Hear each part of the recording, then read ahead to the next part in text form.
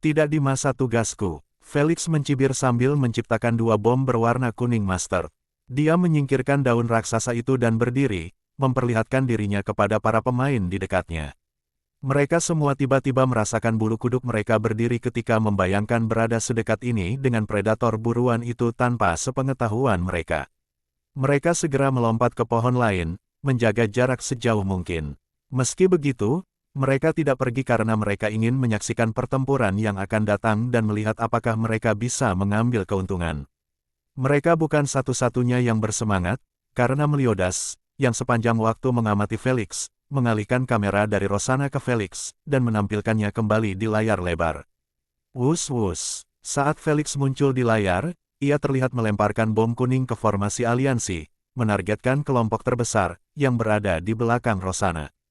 Puff-puff. Sebelum suara bom yang mendekat dapat terekam dalam pikiran mereka, bom tersebut meledak tepat di tengah barisan mereka, membuat mereka yang bereaksi sangat cepat langsung menahan napas sambil melompat mundur, berusaha keluar dari kabut kuning mustar itu. Beruntung bagi Felix, hanya dua pemain yang bereaksi seperti ini. Sedangkan untuk tiga orang yang terkena dampak, yang berada di zona kontak. Mereka berdiri kaku, lumpuh total sambil merasakan dunia berputar di sekeliling mereka. Itu benar, bom kuning mustar adalah gabungan bujukan yang dibuat dengan menggabungkan bujukan kelumpuhan dan pusing. Felix yang integrasinya sudah 84% ditambah dengan energi cadangan Asna, akhirnya membuatnya merasa nyaman menggunakan bujukan gabungan tanpa terlalu khawatir soal efisiensi biaya. Blood Riot, hancurkan dia dengan aliansimu. Tidak senang karena gambarnya dirusak, Rosanna memerintahkan pria yang tampak seperti prajurit itu sambil menunjuk Felix yang sedang menyerbu mereka sambil memegang dua bom hijau asam. Anggap saja sudah selesai. Blood Riot dan aliansinya menyipitkan mata mereka dan fokus serta menyerang Felix, bersiap menghindari bom kapan saja. Sayangnya, Felix tidak pernah membidik mereka. Puff-puff. Tiba-tiba, dua bom hijau asam meledak tepat di mahkota, membungkusnya dalam awan kabut hijau. Ekspresi Rosanna berubah tak sedap dipandang saat dia dipaksa menjauh dari mahkota, tidak berani kulitnya disentuh oleh asam. Sekarang, bahkan jika dia ingin memegang mahkota, dia tidak punya cara untuk mendekatinya kecuali dia punya kemampuan yang dapat melindunginya dari korosi. Bajingan, geramnya, dia menggertakkan giginya sambil melotot ke arah Felix, yang berhasil lolos saat dia melemparkan bom-bom itu, sambil menyeret Blood Riot dan aliansinya. Setelah melihat bahwa dia kehilangan setengah dari pasukannya, sementara separuh lainnya kehilangan sebagian besar anggotanya karena diracuni, mata Biohunter berbinar saat dia memerintahkan, "Ayo, ayo. Bunuh semua orang kecuali dia. Dia lebih berharga jika masih hidup. Jangan biarkan siapapun mendekati mahkota. Bunuh siapapun yang kau lihat." Aliansi dan kemitraan lainnya yang tersembunyi di area tersebut, semuanya mulai meninggalkan cangkangnya juga, tentu saja dengan tujuan bukan kepada kerajaan, tetapi kepada satu sama lain. Semua ini adalah bagian dari rencana Felix. Dia mengerti bahwa melakukan gerakan pertama sudah cukup untuk menyalakan sumbu dan membuat situasi berubah menjadi pertempuran yang kacau balau. Satu-satunya alasan tak seorang pun bergerak sebelumnya adalah karena para pemimpin aliansi tidak percaya satu sama lain untuk menggabungkan kekuatan mereka dan menyerang sekaligus. Tidak seorang pun berani mengambil langkah pertama karena dia akan menarik perhatian dan kebencian terbesar. Melihat Felix melompat dari pohon ke pohon lain sambil dikejar oleh Blood Riot dan aliansinya sudah menjadi bukti yang cukup. Jangan tertinggal, perintah Blood Riot kepada sekutunya sambil terus mengayunkan pedang beratnya ke arah dedaunan raksasa yang menghalangi pandangannya untuk melihat Felix. Para penonton menyadari bahwa kecepatan Felix anehnya lebih lambat daripada yang ditunjukkannya saat mengejar heavy metal. Mereka yakin bahwa berdasarkan kecepatan keenam pemain itu, Felix seharusnya sudah tidak terlihat lagi sekarang. Namun, selalu ada jarak sekitar 40 meter di antara mereka yang tidak dapat dijembatani tidak peduli seberapa keras Blood Riot dan sekutunya berusaha. Hal ini berlanjut hingga jarak 5 km ditempatkan antara mereka dan mahkota. Kurasa aku sudah cukup jauh. Felix melirik ke belakangnya dengan kilatan tersembunyi sambil memperlambat lajunya secara bertahap hingga akhirnya ia memasuki jangkauan serangan para penjaga elemen. Sebarkan pasir, teriak Blood Riot sambil mengarahkan telapak tangannya ke punggung Felix, melepaskan semburan pasir, yang mulai terpecah menjadi beberapa bagian. Sekutu lainnya masing-masing menggunakan kemampuan elemen, menghujani Felix pada saat yang sama. Fiuh, fiuh, wus. Tanpa menoleh dan memeriksa datangnya salvo kemampuan unsur, Felix menekuk lututnya pada dahan tempat dia berada dan melemparkan dirinya ke dahan pohon tipis yang menjuntai, lalu menangkapnya dengan lengannya. Karena momentumnya yang besar, dahan tipis itu mengayunkan Felix menjauh dari zona tumbukan. Ledakan, ledakan. Tanpa kehilangan ketenangannya oleh ledakan keras di belakangnya, Felix melepaskan dahan tipis itu setelah mencapai kecepatan puncaknya, membuatnya terbang ke dahan pohon lainnya. Karena ia diayunkan dalam posisi aneh, ia melakukan salto ke belakang di udara agar kakinya menjadi yang pertama menyentuh dahan. Gedebuk. Setelah mendarat, ia berguling 2 kali dan berjongkok di dahan pohon sejenak sebelum berdiri dan mulai membersihkan debu dari pakaiannya. Wah! Para penonton bersorak setelah melihat manuver yang hebat itu, yang membuat darah mereka mendidih karena kegembiraan. Anehnya, mereka bukan satu-satunya yang bersemangat karena Bloodriot dan sekutunya terus menatap Felix dengan semangat yang tidak biasa. Felix menyeringai tipis melihat tatapan itu, karena dia tahu apa yang mereka tuju. Hehe, mereka melihatmu seperti melihat emas, kata Asnaglis sambil meneguk abis isi kaleng Coca-Cola itu. Mau kepalaku sebagai hadiah? Felix bertanya dengan nada acuh tak acuh sambil memasukkan kedua tangannya ke dalam saku hoodie-nya, menyembunyikan 2 bom hitam pekat. Jika bukan karena itu, aku tidak akan berani memburumu. Bloodriot menatap Felix dengan ekspresi tenang, tapi 500 juta di kepalamu terlalu banyak untuk dilewatkan. Dalam 30 detik, kau akan berubah pikiran. Felix mencibir sambil menjentikkan jarinya, menyelimuti dirinya dengan aura putih, menghalangi pandangan mereka. Cikao, Monsite, halangi jalan mundurnya. Setelah melihat Felix tidak berniat lari lagi, Bloodriot memutuskan untuk mengepungnya terlebih dahulu sebelum menyerangnya dari segala sisi. Akan tetapi, kedua pemain itu memasang ekspresi enggan sambil terus menatap aura putih itu tanpa berkedip. Dasar orang rakus. Bloodriot mengerti apa yang ada dalam pikiran mereka. Mereka khawatir setelah mereka pergi, Felix pasti sudah dibunuh oleh Bloodriot dan yang lainnya. Berdasarkan kontrak aliansi mereka yang tidak berkontribusi tidak akan mendapat bagian apapun dari hadiah. Hadiahnya akan dibagi rata, teriak Bloodriot, jadi gerakkan kalian. Cikao dan Monsite berhenti ragu-ragu lagi setelah mendengar itu. Mereka menatap Felix sekali lagi dan pergi ke satu arah. Akan tetapi, saat mereka melompat ke sebuah pohon yang daunnya lebih sedikit daripada pohon lainnya, 2 bom hitam pekat meluncur dari kabut putih, menuju ke arah mereka. Kembung-kembung, sama seperti mereka yang terkena rudal pelacak, 1 bom meledak setengah meter di atas kepala Cikao, sedangkan bom lainnya meledak di depan Monsite. Takut setengah mati, mereka berdua menahan napas sembari melindungi kulit mereka dari godaan hitam. Sayang, sudah terlambat, karena yang dibutuhkan hanyalah 1 partikel yang menyentuh mereka, dan 20 bujukan mulai mengamuk di dalam tubuh dan pikiran mereka. Tidak butuh sepersekian detik pun sebelum tubuh mereka mulai hancur menjadi partikel-partikel hitam, hanyut oleh angin dan lenyap sama sekali. Pemandangan itu begitu mencengangkan hingga para penonton dan pemain di dekat Felix, semuanya menganga lebar, terlalu terkejut hingga tak dapat menutup mulut. Tangan Bloodriot yang memegang pedang berat itu mulai bergetar, mengekspresikan ketakutannya yang amat sangat atas apa yang baru saja disaksikannya. Dia selalu percaya seperti orang lain bahwa daya tarik hitam Felix hanya dapat digunakan setelah dia mengaktifkan kemampuan pamungkasnya. Kesimpulan ini bukan kesimpulannya sendiri, melainkan kesimpulan mayoritas analis permainan supremasi dalam jaringan. Mereka menyaksikan dan menganalisa game kedua Felix frame demi frame, detik demi detik, dan setelah melihat banyaknya peluang Felix yang terlewatkan saat menggunakan bujukan hitam, mereka menyimpulkan bahwa dia tidak dapat menggunakannya tanpa mengaktifkan kemampuan utamanya terlebih dahulu. Hal ini memberikan keyakinan kepada para pemain dalam permainan, yang jelas-jelas telah mengerjakan pekerjaan rumah mereka pada Felix, bahwa ia hanya akan menggunakan bujukan hitam ketika ia terluka parah. Kesimpulan ini mungkin kedengarannya tidak meyakinkan, tetapi itu adalah satu-satunya penjelasan logis yang dapat diambil dari informasi yang tersedia tentang Felix di jaringan. Jadi, baik Bloodriot, pemain, maupun penonton tidak mengantisipasi munculnya bujukan hitam di awal permainan.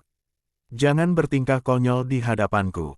Suara Felix yang acuh tak acuh bergema dari dalam aura putih, membuyarkan lamunan semua orang. Serang aku sekarang juga, Felix menyeringai sambil menjentikkan jarinya, menghilangkan aura putih itu. Waktuku terlalu berharga untuk disia-siakan pada kalian, dasar bodoh. KELUUN. Tunggu, apa? Sayangnya bagi Felix, ejekannya tidak membuat para pemain merasa malu dan marah seperti yang diharapkannya. Sebaliknya, dari 4 pemain yang tersisa, 3 orang berbalik dan berlari secepat mungkin dengan ekspresi ngeri seperti mereka baru saja melihat iblis itu sendiri. Satu-satunya yang tertinggal adalah Bloodriot yang terus menatap Felix tanpa mengedipkan matanya sekalipun. Kurasa hanya aku dan kau, Tuan Blood. Felix menatap Bloodriot dan memujinya, setidaknya, kau cukup jantan untuk bertarung. Suara mendesing. Sebelum Felix dapat selesai mengungkapkan rasa setujunya terhadap Bloodriot, bibirnya mulai berkedut saat melihatnya hancur menjadi partikel pasir, melayang ke udara, membuatnya merasa seperti orang terbelakang yang berbicara sendiri. Bajingan itu bahkan tidak ada di tubuh aslinya. Puff, batuk, batuk. Asna langsung menyemburkan hujan kola dari mulut dan hidungnya sambil berusaha tertawa sambil menelan ludah. Namun, bahkan dengan minuman kola yang menetes di hidungnya dan mata yang berkaca-kaca, dia masih tertawa terbahak-bahak pada Felix, membuat kekesalannya meningkat 3 kali lipat setelah apa yang baru saja terjadi. Dia tidak menyangka bahwa rayuan hitamnya akan membuat semua orang takut dan melarikan diri, tidak peduli lagi dengan hadiah besar untuk kepalanya. Sialan, seharusnya aku lebih meremehkan kekuatanku. Felix hanya bisa menangis dalam hatinya sambil mengejar mereka yang kecepatannya 5 kali lipat dari sebelumnya. Melihat dia mendekat dengan kecepatan yang sangat tinggi membuat para pemain ketakutan. Sekarang, mereka sudah tahu bahwa Felix ingin memancing mereka menjauh dari medan perang utama untuk menghabisi mereka semua sekaligus tanpa halangan. Berpisah. Teriak salah satu dari mereka sambil berbelok ke kanan, meninggalkan formasi sekutunya. Sisanya menganggap bahwa rencananya adalah yang terbaik. Jadi, masing-masing memilih arah dan berharap predator di belakang mereka memilih salah satu sekutu mereka, bukan mereka. Karena kau yang mengusulkannya, kaulah yang pertama. Felix yang kesal mengabaikan sisanya dan mengejar pemain itu, yang mengambil arah yang benar. Dia seharusnya tutup mulut dan melarikan diri sebagai satu kawanan. Sayangnya, sudah terlambat untuk menyesal setelah ditandai oleh Felix.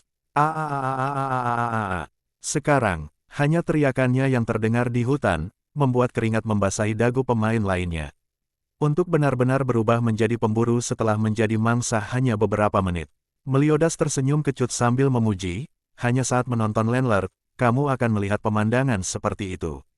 Para penggemar Felix membusungkan dada karena bangga sambil bersorak sekeras-kerasnya, mengubah stadion menjadi rumah mereka. Jelas bahwa sedikitnya 5% dari penonton adalah penggemar Felix, yang tergabung dalam klubnya. 2 bulan di antara kedua game itu sudah lebih dari cukup bagi Felix Fan Club untuk mengumpulkan puluhan juta anggota baru. Terutama ketika Felix menjadi viral selama seminggu penuh di Mariana Empire setelah game keduanya. Saat ini, para penonton alamiah, yang entah masih belum tahu sama sekali tentang Felix, atau sama sekali tidak peduli padanya saat mereka datang untuk menyemangati orang-orang mereka sendiri, mulai merasakan panasnya udara yang dihirup dan diteriakkan para penggemar itu. Celakanya, mereka hanya bisa mengeluh dalam hati dan terus menyaksikan Felix memburu pemain terdekatnya satu persatu. Di medan perang utama, dekat mahkota, seluruh hutan hancur total karena cabang-cabang pohon yang besar patah dan berserakan di tanah, dan dedaunan dengan berbagai warna dan bentuk terbakar atau masih terbakar. Kalau saja batang pohon itu tidak besar dan kokoh, pohon-pohon itu pasti sudah ditebang dan tumbang ke tanah sekarang. Ledakan, retak, keindahan alam hutan tak terlihat sama sekali, puluhan pemain saling bertarung menggunakan berbagai kemampuan destruktif, mulai dari bola api kecil hingga badai petir berukuran sedang, yang menyerang dengan akurasi tak tertandingi. Namun, di tengah semua ini, mahkota emas tetap mengambang di posisinya tanpa sedikit pun cacat pada permukaannya yang berkilau maupun permata yang melekat padanya. Wah, dahan tempat mahkota mengapung sebelumnya sudah hancur total. Tapi, mahkota tetap melayang 100 meter di udara tanpa dukungan. Selama tidak ada seorang pun yang memegangnya, ia akan tetap seperti itu sampai permainan berakhir. Apakah di antara kalian yang kalah masih ada yang bisa bertarung? Rosanna mengernyitkan alisnya dengan kesal sambil menoleh, mengamati 3 pemain yang terluka, yang selamat dari serangan pertama bersamanya. Sebelumnya ketika Felix pergi bersama Bloodriot dan sekutunya, semua pemain di hutan menyerang Rosanna dan gerombolannya, berhasil membunuh 2 pemain dan melukai sisanya. Dia hanya mampu muncul tanpa cedera karena elemen dan garis keturunannya. Setelah itu, dia bersembunyi dan mengirim pesan menggunakan ratu kepada sekutu-sekutunya agar bergabung dengannya. Sekarang, mereka menyaksikan kekacauan yang terjadi di hadapan mereka, tidak berani bergerak. Namun, berapa lama mereka bisa bertahan seperti ini? Para pemain berjatuhan seperti lalat di dekat mahkota, jumlahnya berkurang setiap detik. Tak lama kemudian, pemain dengan kemampuan terbang atau kemampuan serupa lainnya akan memanfaatkan kekurangan mereka dan mencuri mahkota. Sialan, kenapa Blood Riot lama sekali? Kesal, Rosanna terus memandangi gelangnya, menyadari bahwa sudah 7 menit berlalu sejak dia dihubungi oleh Blood Riot, yang memberitahukan tentang pertarungannya dengan Felix. Saat ini, dia hanya menunggunya untuk terjun kembali ke pertempuran, dengan keuntungan memiliki lebih banyak pemain dalam aliansinya. Suara mendesing, bicaralah tentang iblis dan dia akan muncul, saat partikel-partikel pasir mulai berkumpul dan terbentuk di hadapan Rosanna, membuatnya menjerit kaget sambil mengarahkan jari-jarinya yang hijau berkilau ke arahnya. Ini aku. Blood Riot mengusap beberapa partikel pasir dari bahunya sambil berdiri dengan tenang. Mana sisanya? Dia menundukkan kepalanya, menoleh ke belakang, berharap bisa melihat sekutunya. Sayangnya, tanggapan Blood Riot membuat hatinya hancur, saya satu-satunya yang berhasil sampai di sini. Dia memejamkan matanya karena tidak ingin menunjukkan rasa takut dan ngeri setelah mengingat pengejaran itu. Apa yang kau bicarakan? Teriaknya dengan pipi memerah. Kau bilang 4 orang dari kalian berhasil lolos darinya. Memang, tapi kita sama sekali lupa bahwa dia punya penglihatan mata yang sangat kuat. Bibir atasnya bergetar saat dia berkata, setiap kali kita yakin bahwa kita telah kehilangan dia, dia tiba-tiba muncul dari belakang kita dan mulai melemparkan bom ke arah kita. Dan bagian yang menyebalkan, dia 5 kali lebih cepat dari kita. Dia memijat kelopak matanya sambil terus berbicara, setiap kali dia menangkap salah satu dari kita, dia menelannya dalam aura asamnya, membuatnya memohon belas kasihan hanya untuk kepalanya meledak dengan pukulan atau tendangan. Saat saya sampai di lapangan utama, saya yakin hanya Sierra yang berhasil lolos karena dia pergi ke arah yang berlawanan dengan kami. Merasa ngeri dan terkejut, para pemain yang terluka di belakang Rosanna menelan ludah setelah mendengar dia menceritakan apa yang terjadi seperti dia sedang menceritakan kisah hantu di sebuah perkemahan. Akan tetapi, mereka mempercayai setiap kata yang keluar dari bibirnya saat mereka melihat siapa sebenarnya Felix si psikopat di dalam kekacauan labirin itu. Lalu, bagaimana kau bisa lolos? Tanyanya, tidak ada alasan bagiku untuk memberitahumu. Blood Riot tidak bodoh dalam menjelaskan kemampuannya kepada pemain lain. Rosanna mendecak lidahnya kesal sambil memberi perintah. Sudahlah, bersiap saja, kita akan ikut bertarung dalam 1 menit lagi. Aduh. Para pemain yang kesakitan itu terus mengerang keras ketika mereka mencoba berdiri sambil memberikan tekanan pada area tubuh mereka yang terluka parah. Ada yang punggung dan dadanya terbakar abis, ada pula yang mengalami luka panjang berdarah di anggota badan. Teruslah mengerang sepanjang hari, kalian pecundang akan ikut denganku. Rosanna menatap mereka dengan dingin. Sayangnya bagi kalian, tidak seorang pun dari kalian akan pergi kemanapun. Suara mendesing. Sebelum rasa terkejut mendengar suara orang asing di tempat persembunyian mereka merasuk ke dalam pikiran, pandangan mereka tiba-tiba dibutakan oleh warna kuning terang, membuat mereka secara refleks ingin menutup mata. Celakanya, kelopak mata mereka tidak responsif seperti sebelumnya. Apaan nih? Ark, kepalaku. Rosanna bahkan belum sempat menyelesaikan satu pikirannya pun sebelum dunia mulai berputar dengan cepat, membuatnya merasa sangat pusing. Buk. Satu-satunya suara yang terlintas dalam pikirannya adalah suara benda keras yang saling berbenturan. Beberapa saat kemudian, yang terasa seperti bertahun-tahun baginya, kabut kuning cerah itu hilang dari pandangannya. Akan tetapi, efek kelumpuhan dan pusing masih berlangsung selama 5 detik sebelum dia sadar kembali. Saat dia mencoba mengaktifkan kemampuan melarikan diri, dia merasakan lehernya dicengkeram dan dikencangkan, membuat wajahnya berubah ungu. Setelah merasakan kekuatan tangan di lehernya, dia tahu bahwa hidupnya bisa berakhir lebih cepat dari yang diperkirakan. Menurutmu, berapa harga hidupmu? Tanya Felix sambil tersenyum tipis sambil menatapnya dari balik kegelapan hoodie-nya. Dia terus mengeluarkan suara teredam sambil menatapnya dengan mata merah, berusaha sekuat tenaga untuk memberitahu dia bahwa dia sedang mengalami kesulitan bernafas. Bagaimana dia bisa menjawab ketika dia mencekiknya seperti itu? Beberapa penonton memiliki pikiran ini yang berkecamuk dalam benak mereka. Gunakan ratu untuk memberiku hargamu. Senyum tipis Felix terhapus dari wajahnya saat dia berkata dengan dingin, kau punya waktu 3 detik untuk memuaskanku dengan harga yang bagus sebelum aku mematahkan lehermu. Dia memperingatkan, jangan mencoba mengaktifkan kemampuan. Aku tahu bahwa kemampuan elemen tanamanmu memerlukan setidaknya 1 detik untuk diaktifkan. Dasar bajingan, Rosanna hanya bisa mengumpat dalam hatinya karena pengetahuan Felix tentang kemampuannya benar adanya. Dia adalah seorang elementalis tumbuhan dengan garis keturunan legendaris dengan kemampuan yang lebih berorientasi pada pertempuran alih-alih dukungan seperti milik Olivia. Seperti yang Felix katakan, kemampuannya membutuhkan tanaman untuk muncul terlebih dahulu dan itu membutuhkan waktu yang tidak bisa ia gunakan saat ini. Oleh karena itu, dia hanya bisa mengurungkan niatnya untuk melarikan diri dan memberikan tawarannya. Aku hanya punya 500 juta di rekeningku setelah aku menghabiskan sisanya untuk mempekerjakan sampah-sampah tak berguna itu. Tunjukkan padaku rekening bankmu. Felix bertanya dengan suara keras, tidak peduli apakah para penonton mendengarnya atau tidak. Jika pemain lain, mereka akan menggunakan ratu untuk masalah sensitif seperti itu, karena para penonton tidak suka melihat nyawa pemain diperjualbelikan. Lagi pula, kalau semua pemain tertangkap dan diberi pilihan untuk membeli nyawanya dengan puluhan juta atau bahkan ratusan, apa gunanya mereka membeli tiket untuk datang menonton pertandingan, kalau yang akan mereka lihat hanya pemain-pemain saling jual-beli, bukan saling membunuh. Oleh karena itu, kecuali harga yang ditawarkan sepadan dengan risikonya, para pemain jarang memilih untuk menuju ke arah itu. Felix tidak pernah repot-repot menawarkan opsi ini ke pemain lain karena ia tahu sebagian besar dari mereka tidak mampu memberinya SC senilai 100 juta. Dia tidak akan merusak reputasinya di SG, yang akan memberinya pendapatan streaming miliaran dolar pada pangkat yang lebih tinggi karena keserakahan sesaat terhadap jutaan dolar tersebut.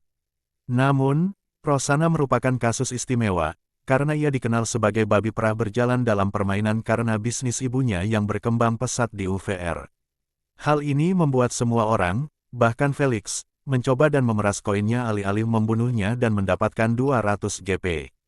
Tanpa mengeluh sedikit pun, Rosanna menunjukkan rincian rekening banknya, membuat kelopak mata Felix berkedut saat melihat ratusan juta dikirim kepadanya melalui rekening yang sama setiap bulan. Tanpa perlu bertanya, Felix menduga akun itu milik ibunya, yang mengirimkan uang saku bulanan untuk dimainkannya. Baru sekarang kedok sebagai orang yang terlahir di keluarga kaya memudar, membuat Felix merasa seperti terlahir sebagai orang biasa yang miskin. Lihat, aku tidak berbohong.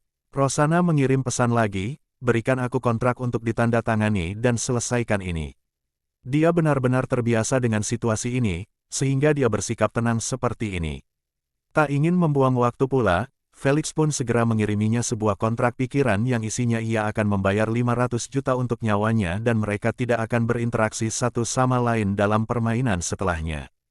Setelah Ratu menyerahkannya, Rosanna mengonfirmasi penerimaannya terhadap syarat dan ketentuan kepada Ratu, yang membuat kontrak tersebut sah secara resmi tanpa harus ditandatangani dengan IDUVR.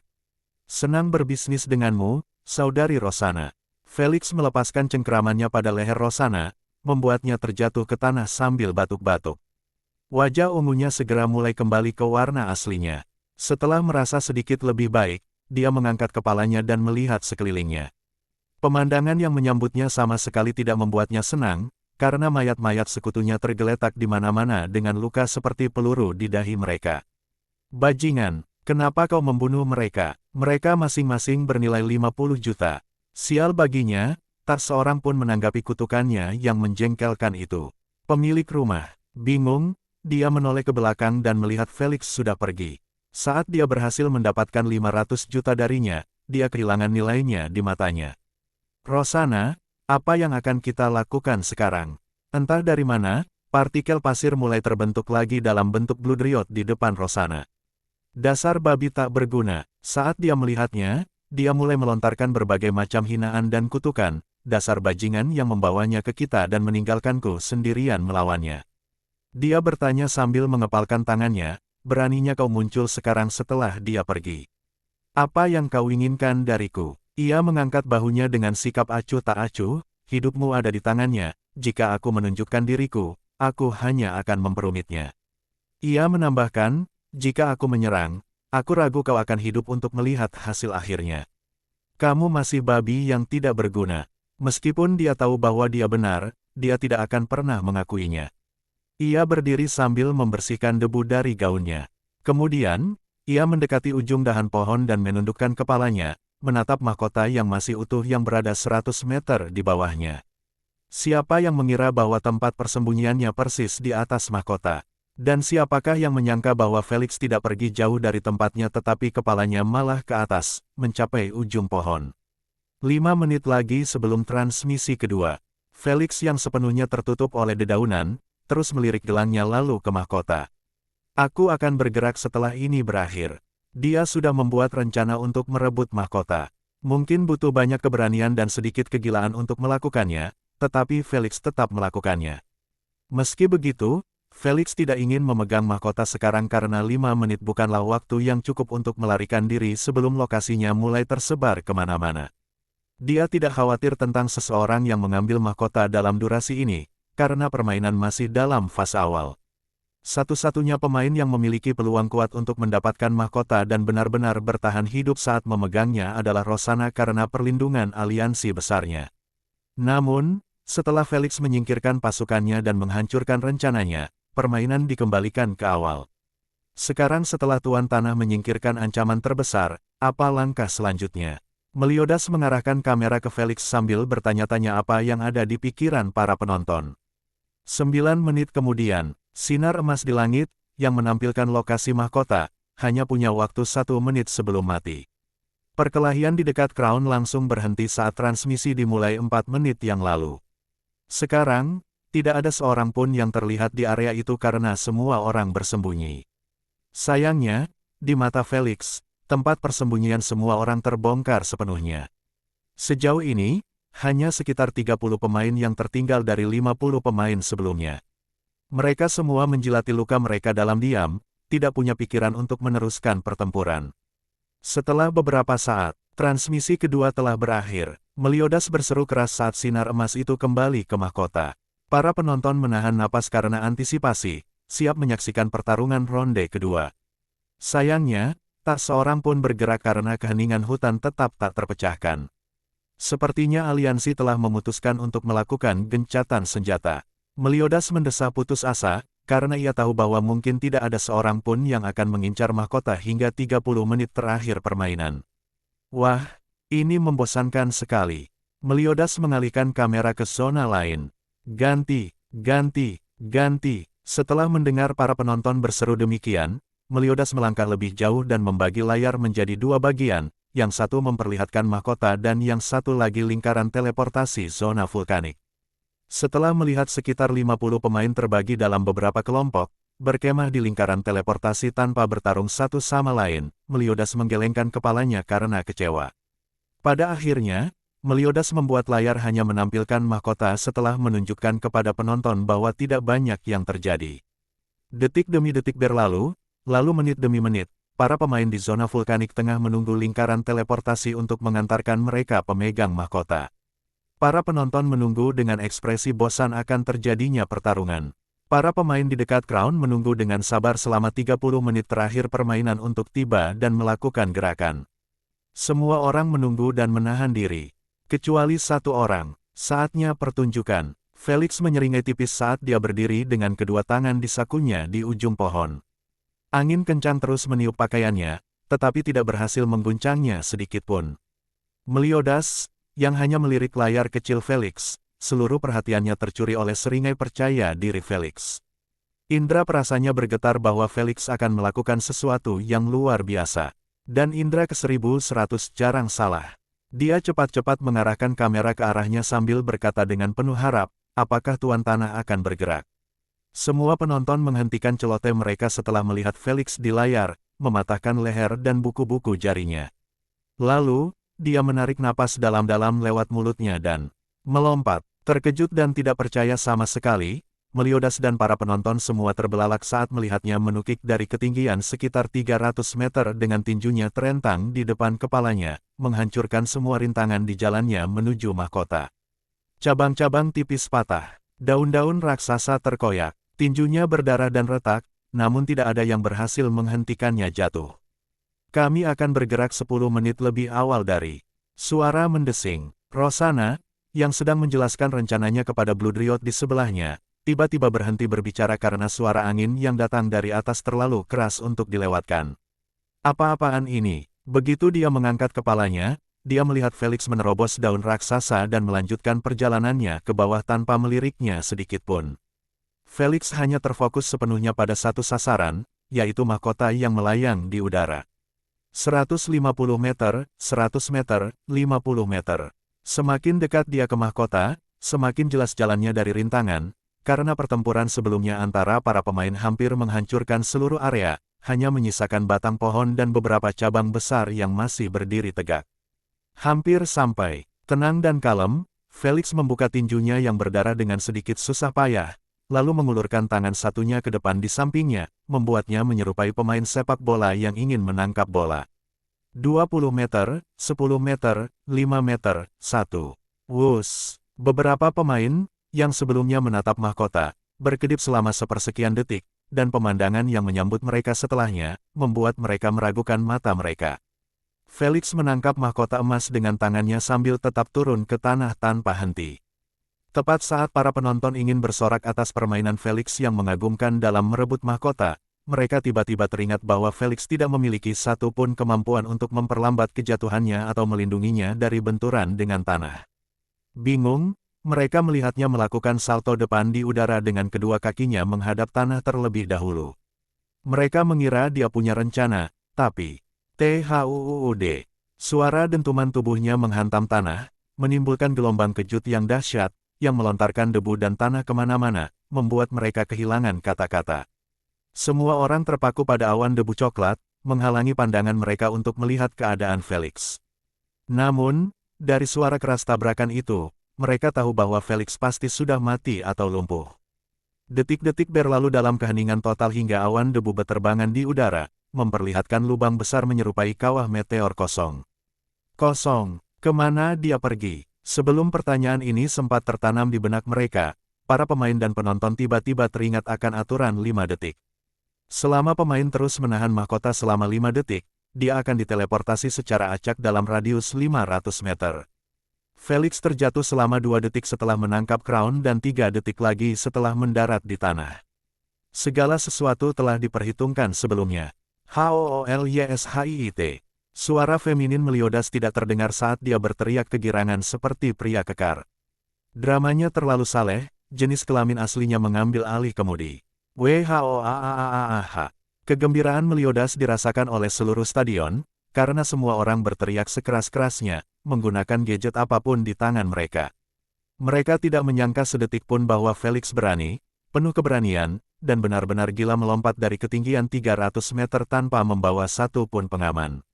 Mereka selalu tahu bahwa rencananya selalu berisiko, tetapi ini adalah tahap kegilaan berikutnya. Apakah hanya aku yang merasakannya atau apakah kita benar-benar baru saja kehilangan mahkota di depan mata kita? Biohunter bergumam dengan sedikit rasa tidak percaya di samping sekutu-sekutunya, masih belum mampu memahami apa yang baru saja disaksikannya. Celakanya, sekutu-sekutunya di belakangnya sama terkejut dan tercengang seperti dia. Mereka percaya tidak seorang pun akan dapat menyentuh mahkota sedini ini, dan bahkan jika seorang pemain cukup bodoh untuk mencobanya, mustahil untuk melakukannya tanpa diketahui oleh mereka. Lagi pula, beberapa di antara mereka memiliki kemampuan yang berhubungan dengan penglihatan, jadi kemampuan menghilang dan sebagainya sama sekali tidak berguna dalam situasi ini. Semua ini tanpa menyebutkan fakta bahwa mahkota itu melayang ratusan meter di atas tanah tanpa ada apapun di dekatnya karena cabang tempat ia berada sebelumnya telah patah total akibat pertempuran. Ini berarti siapapun yang cukup terbelakang untuk bergerak, akan terlihat dari jarak bermil-mil. Ini meningkatkan kesulitan untuk merebut mahkota 10 kali lipat. Semua rintangan itu membuat para pemain yakin bahwa pertempuran terakhir diperlukan untuk memutuskan siapa yang akan memegang mahkota. Namun, semua pikiran itu sepenuhnya tercabut dari benak mereka oleh rencana Felix yang tidak lazim. Mereka menunggu tetapi dia sedang berencana. Sementara itu, 500 meter dari posisi crown sebelumnya, Felix tergeletak di tanah dengan semua anggota tubuhnya menunjuk ke arah yang berbeda, menyerupai boneka yang rusak. Terutama kakinya, yang jelas-jelas hancur. Kalau saja dadanya tidak naik turun sedikit saja, Meliodas dan para penonton yang menonton lewat layar lebar pasti mengira kalau perhitungannya salah. Jelas bahwa jatuhnya Felix mungkin tidak akan merenggut nyawanya, tetapi itu membuatnya dalam kondisi yang sangat buruk. Padahal, Felix sudah merencanakan hasil akhir seperti itu saat ia melompat dari pohon. Revitalisasi. Dengan mata terpejam, Felix mengaktifkan pasif keempatnya setelah menyelimuti dirinya dengan aura kuning master. Ark, dia mengerang kesakitan setelah tulang-tulangnya yang hancur mulai menempel kembali ke bentuk aslinya. Karena dia tidak menggunakan bujukan korupsi, proses revitalisasi memakan waktu 1 menit penuh, bukan 10 detik. Kekuatan 2 bujukan tidak sama dengan 20 bujukan yang ditumpuk sekaligus. Jangan pernah melakukan hal itu lagi. Felix bergumam pada dirinya sendiri sambil mencoba berdiri. Kakinya terus gemetar karena ia merasakan mati rasa di sekujur kakinya. Felix tahu bahwa dia bisa menghindari semua ini dengan hanya menunggu hingga pertempuran terakhir dimulai 1 jam kemudian dan merebut mahkota di tengah kekacauan. Akan tetapi, ia tidak pernah fokus pada kemenangan saja, melainkan pada perolehan poin sebanyak-banyaknya.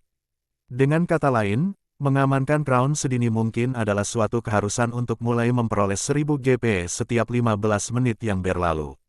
Setelah rasa sakitnya hilang sama sekali, Felix meregangkan anggota tubuhnya, meretakkan sendi-sendinya.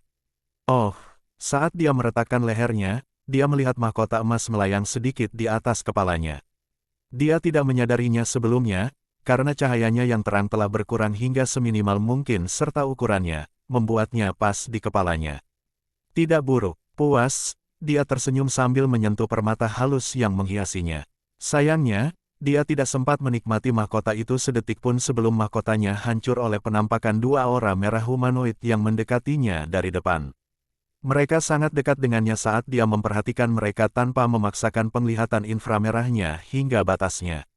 Felix menoleh ke belakang mereka dan melihat bahwa jalan yang mereka lalui mengarah ke gunung berapi yang sangat besar. Kelihatannya mereka bagian dari separuh yang lain, pikirnya dalam hati sambil memanjat pohon. Dia tidak naik ke atas karena dia hanya bersembunyi di cabang pertama.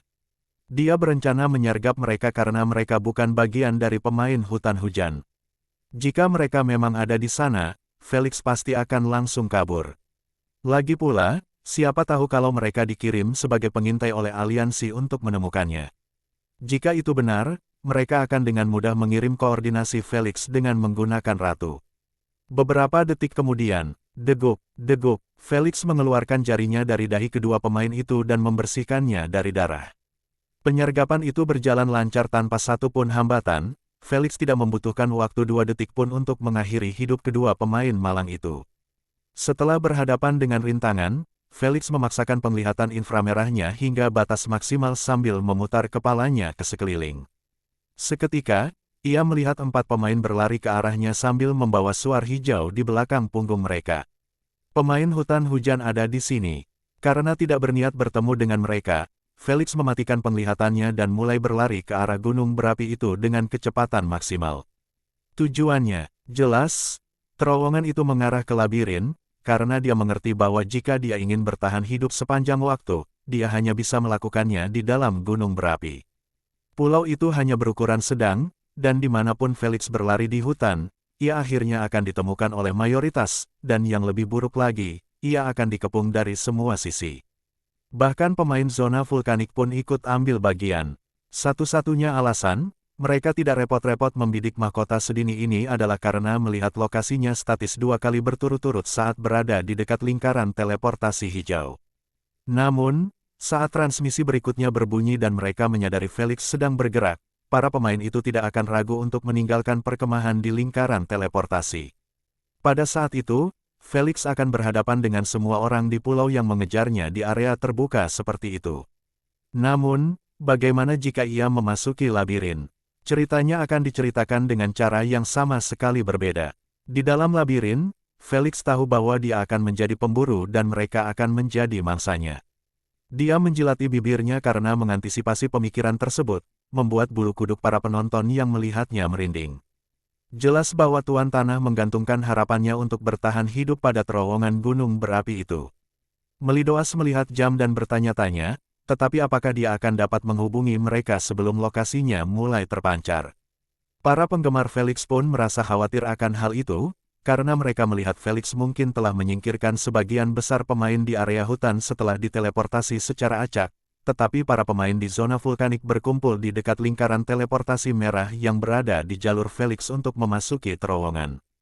Jika transmisi mati sebelum memasuki terowongan, dia secara harfiah akan menyerahkan mahkota tepat ke tangan mereka, sehingga menghemat kesulitan mereka. 12 menit kemudian, Felix bersembunyi di atas salah satu pohon terakhir, yang memisahkan kedua zona satu sama lain. Setelah pepohonan itu, hanya ada tanah hitam datar yang membentang sekitar 1 kilometer, mengarah ke gunung berapi hitam yang sangat besar. Felix menyipitkan matanya sambil berkonsentrasi pada terowongan besar itu, yang memiliki lingkaran merah raksasa terukir tepat di sebelahnya. Dia memandanginya sejenak sebelum mengalihkan pandangannya ke kelompok pemain yang tersebar di sekeliling lingkaran. Beberapa dari mereka duduk di atas batu-batu besar berwarna hitam di dekatnya sementara yang lain berdiri agak jauh, menjaga jarak. Aliansi-aliansi itu tidak saling percaya untuk tetap sedekat itu.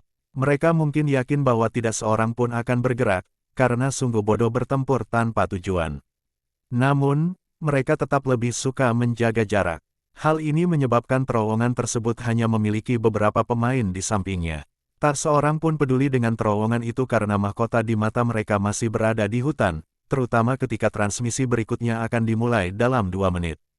Karena keterbatasan waktu, Felix hanya menghabiskan 1 menit untuk membuat rencana yang agak tidak dapat diandalkan, yang dapat membantunya melewati para pemain dan bergegas ke terowongan sebelum lokasinya terkirim. Semoga ini berhasil. Ia mendesah dan menjentikkan jarinya, menyelimuti dirinya dalam aura putih susu. Kemudian, ia melompat ke tanah dan berlari cepat ke arah terowongan. Ia masih jauh dari lingkaran merah dan para pemain. Jadi, semua orang yang melihat ke depan hanya bisa melihat bola putih kecil yang bergerak ke arah mereka. Apa itu? Mereka mengangkat alis karena terkejut sambil menunjuk benda itu dengan jari mereka. Apakah itu kemampuan aura? Saya pun percaya begitu. Tak lama kemudian, semua orang menatap bola putih yang mendekat, menebak-nebak bola apa itu, dan tidak mengherankan banyak di antara mereka berhasil mendapatkan jawaban yang benar. Apa yang sedang direncanakan Tuan Tanah? Meliodas menepuk jidatnya sambil berkata, apa dia lupa kalau pemain lain juga punya penglihatan inframerah seperti dia? Dia menggelengkan kepalanya dengan sedikit kekecewaan di matanya, mereka akan melihat mahkota di atas kepalanya dan memberitahu yang lain. Saat itu dia tidak akan bisa melarikan diri meskipun dia punya 8 kaki. Para penonton tidak bisa tidak setuju dengannya dalam hal ini. Mereka tidak tahu apakah Felix hanya bersikap sombong dan percaya bahwa keberadaannya sendiri akan menghalangi semua pemain itu, atau dia mempunyai rencana lain. Apapun itu, mereka akan segera mengetahuinya, saat Felix semakin dekat ke terowongan, yang terdapat aliansi 6 pemain berdiri di atas batu hitam raksasa tepat di sebelah pintu masuknya. Saya pikir itu Tuan Tanah. Apa-apaan ini? Kenapa dia membuang-buang energinya seperti itu? Saat ini, para pemain sudah tahu bahwa Felix lah yang mendekati mereka, karena aura putihnya merupakan ciri khasnya. Namun, dari apa yang mereka lihat tentang Felix di permainan sebelumnya, ia tidak punya kebiasaan membuang-buang energi untuk bersenang-senang. Mereka bukan orang terbelakang yang tidak melihat bahwa Felix menyembunyikan sesuatu. Dan dalam permainan ini, apa yang disembunyikan selain mahkota? Visioner, tolong periksa apakah dia memiliki mahkota atau tidak. Seorang pria berambut biru yang memukau dengan tatapan dingin memerintahkan salah satu dari 5 sekutunya, yang berdiri tepat di belakangnya di atas batu raksasa itu. Dengan acuh tak acuh, Visionary berjalan di depan sambil melepas kacamatanya, memperlihatkan mata seperti reptil. Meskipun begitu, ia belum mengaktifkan kemampuannya, karena Felix masih berjarak 40 meter darinya. Dia hanya memiliki penglihatan inframerah menengah yang memungkinkannya melihat objek inframerah dalam jarak 20 meter. Radius yang sangat dalam bahkan berasal dari garis keturunan tingkat 2 yang epik.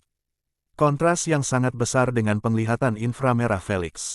Setelah Felix melihat bahwa ia akan mencapai jarak 20 meter dari Visionary, ia menjentikkan jarinya, menciptakan bom hitam pekat di atas kepalanya.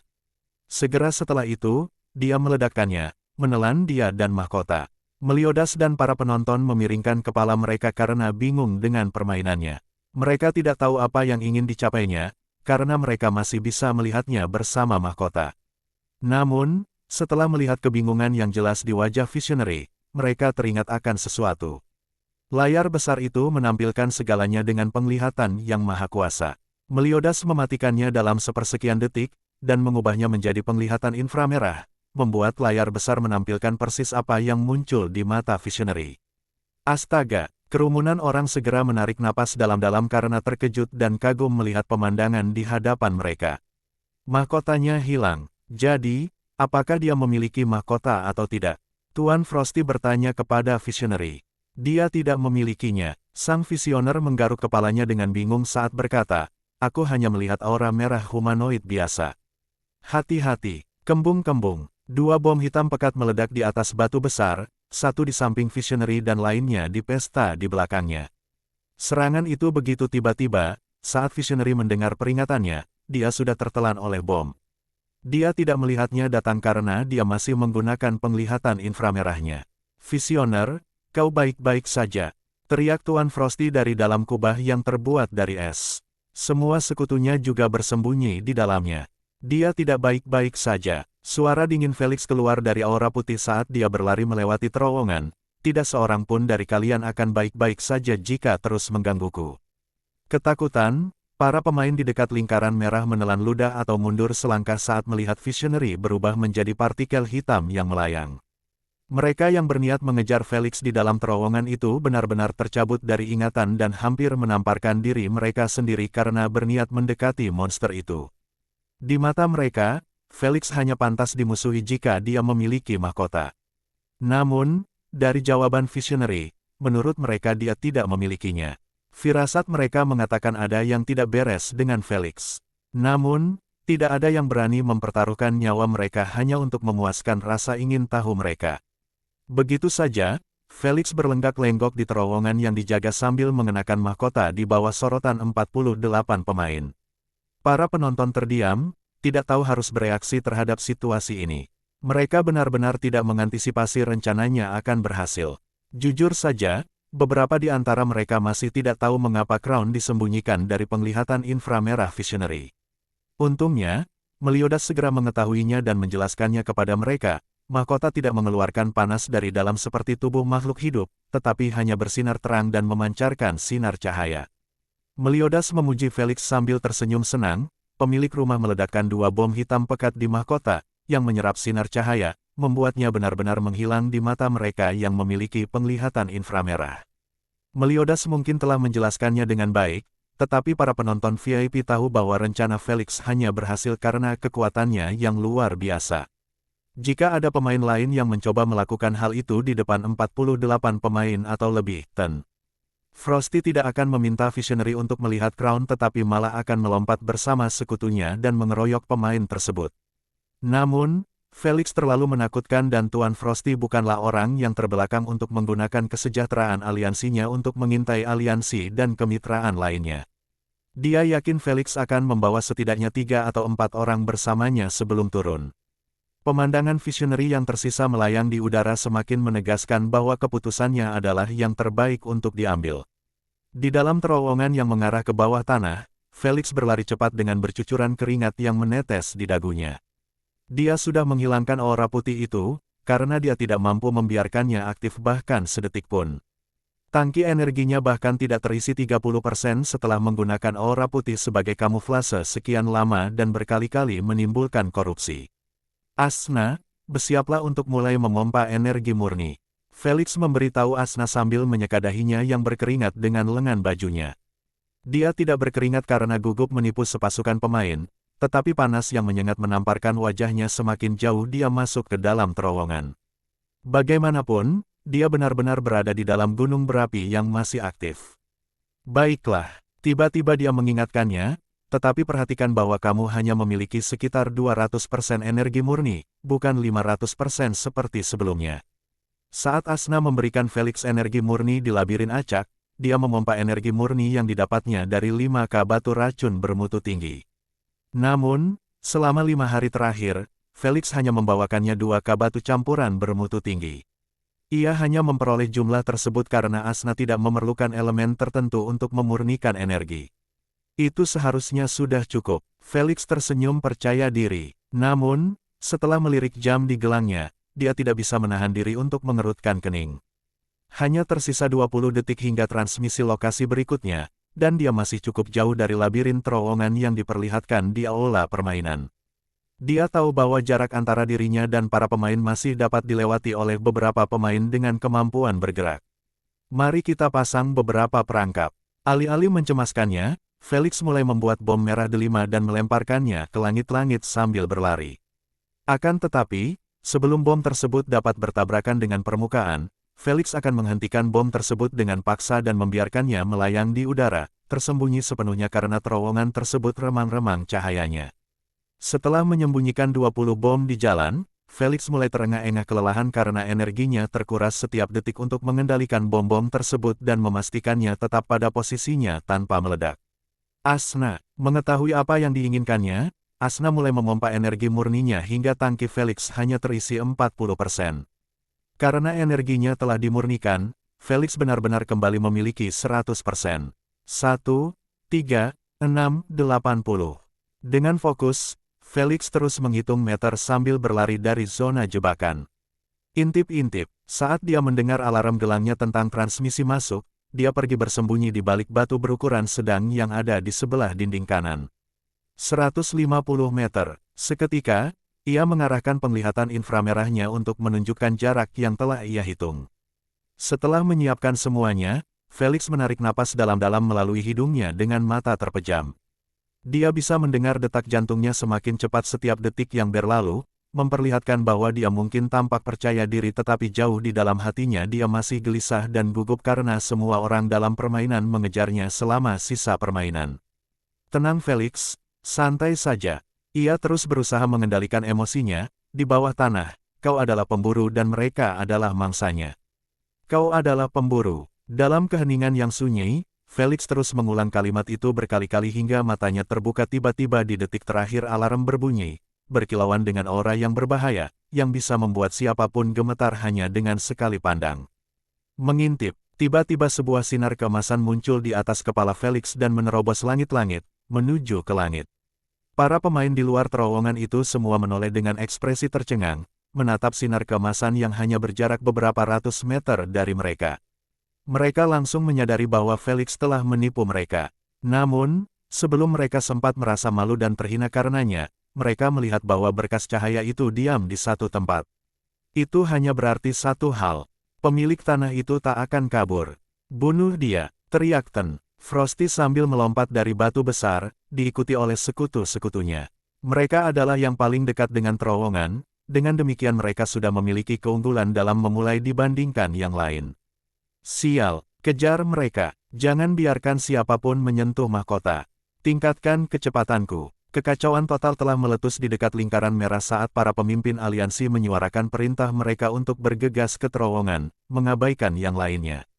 Pemain yang memiliki kemampuan bergerak menjadi yang pertama memasuki terowongan setelah aliansi Tuan Frosty, diikuti oleh sisanya. Semua orang hanya fokus pada mahkota, tidak peduli untuk mengatasi alasan aneh mengapa Felix memutuskan untuk melakukan semua upaya itu hanya untuk berhenti bergerak. Sayangnya, mereka seharusnya berpikir dua kali. Saat Felix melihat dengan penglihatan inframerahnya bahwa sebagian besar pemain berlari di jalan yang penuh jebakan, dia menjentikkan jarinya sambil menyeringai lebar, membuat semua bom merah delima jatuh dari langit-langit dan meledak di antara para pemain. Puff, puff, puff.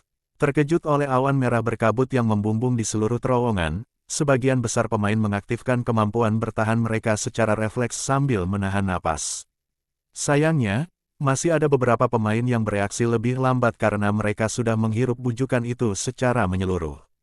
Para penonton yang tidak paham dengan bujukan Felix yakin jebakannya gagal karena sebagian besar pemain berhasil keluar dari jalur jebakan tanpa kehilangan sehelai rambut pun.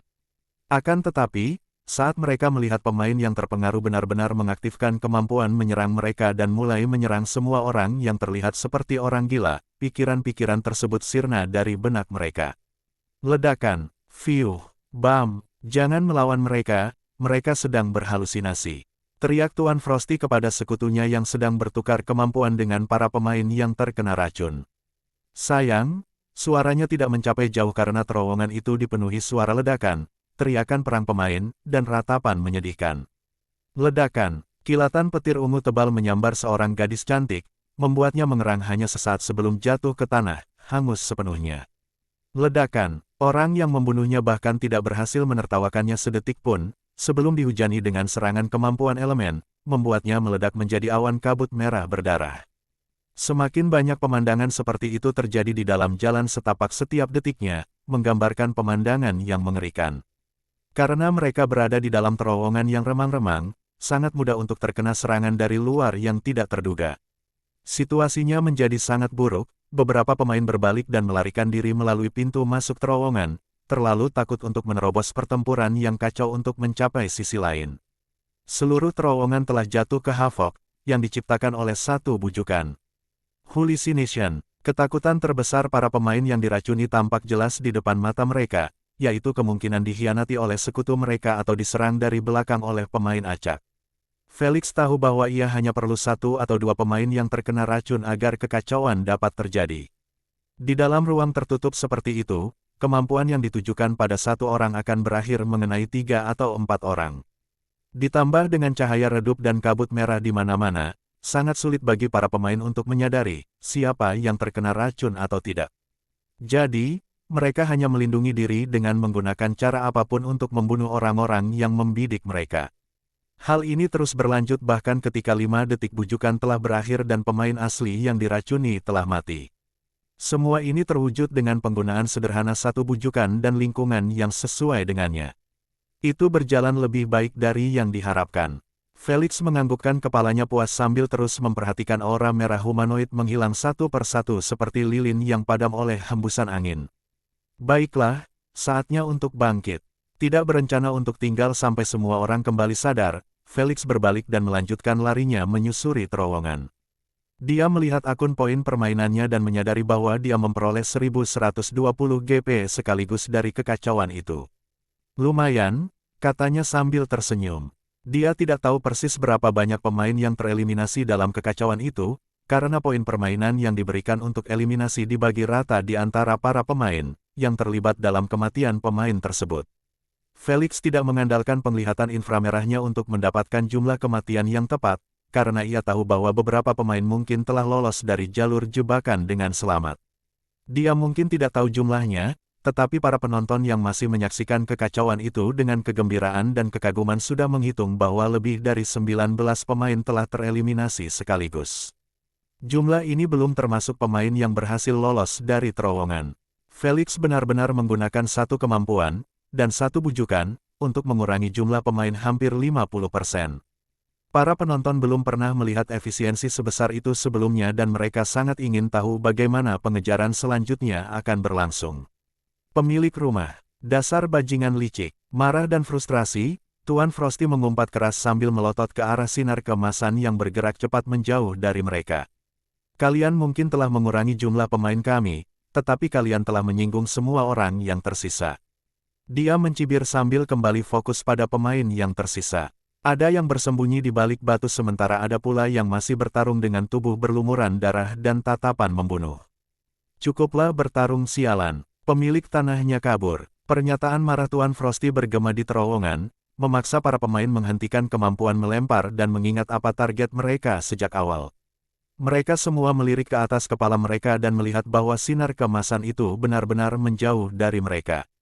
Dia mempermainkan kalian semua seperti orang bodoh dengan 1 bujukan. Tuan Frosty terus berteriak sambil menunjuk jarinya ke balok emas. Dia mengatur semuanya untuk mengurangi jumlah kita dan membangun rasa tidak percaya di antara kita. Para pemimpin aliansi membeku saat mendengar bagian terakhir, karena mereka menyadari bahwa sekarang mereka punya masalah lebih besar daripada mengejar Felix. Bagaimana mereka bisa membiarkan punggung mereka terbuka lagi setelah apa yang baru saja terjadi? Sebelumnya, para pemain memiliki sedikit kepercayaan satu sama lain karena mereka memiliki 1 target yang sama, yaitu mahkota. Mereka yakin tidak ada satupun pemain yang cukup terbelakang untuk memulai perkelahian padahal jelas-jelas tidak ada manfaatnya. Tapi sekarang, dari cara semua orang mengaktifkan kemampuan mereka dan menjauhi satu sama lain, para pemimpin aliansi tahu bahwa tidak seorang pun akan mengulangi kesalahan yang sama bahkan ketika mereka tahu bahwa bujukan halusinasi Felix adalah penyebab kekacauan. Cyberfly, Valkyrie, Miss Das. Tuan Frosty memanggil nama masing-masing pemimpin aliansi sambil menatap mata mereka. Saya sarankan kita gabungkan aliansi kita dan memburu Landlord.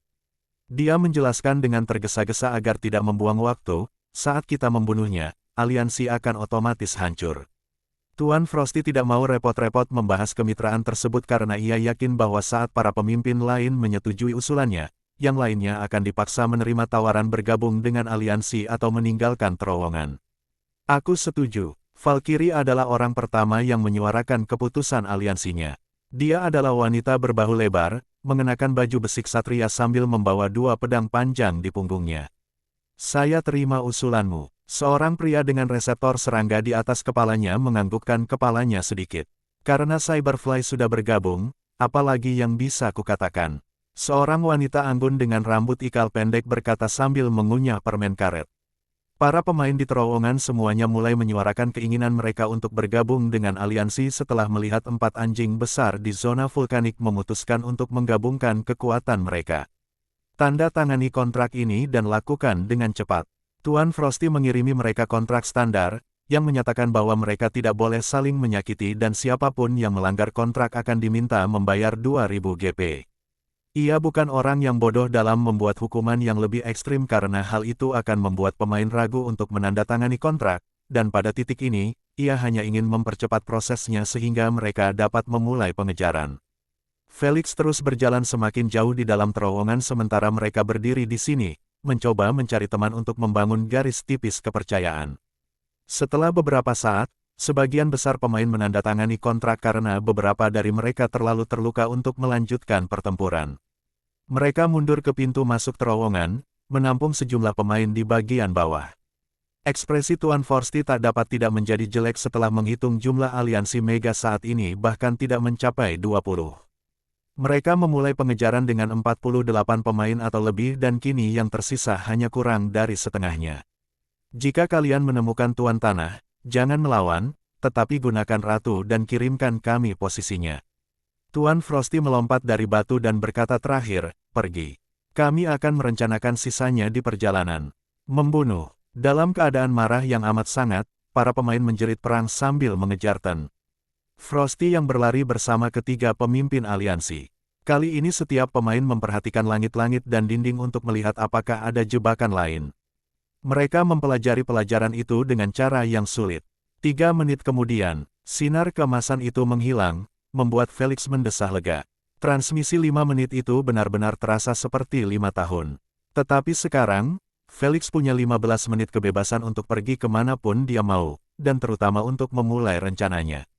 Dengan gembira, Felix menggosok kedua tangannya saat ia mengaktifkan batas penglihatan inframerahnya hingga 100 meter dan membiarkannya begitu saja. Kemudian, ia memilih terowongan acak dari 3 terowongan di depannya dan melanjutkan larinya. Akan tetapi, dia tidak berlari bahkan selama 2 menit sebelum melihat bahwa terowongan itu terbagi menjadi 2 jalur lagi. Tanpa memperlambat lajunya ia melesat ke arah kanan, tidak khawatir menemukan jalan buntu seperti saat ia berada di dalam labirin.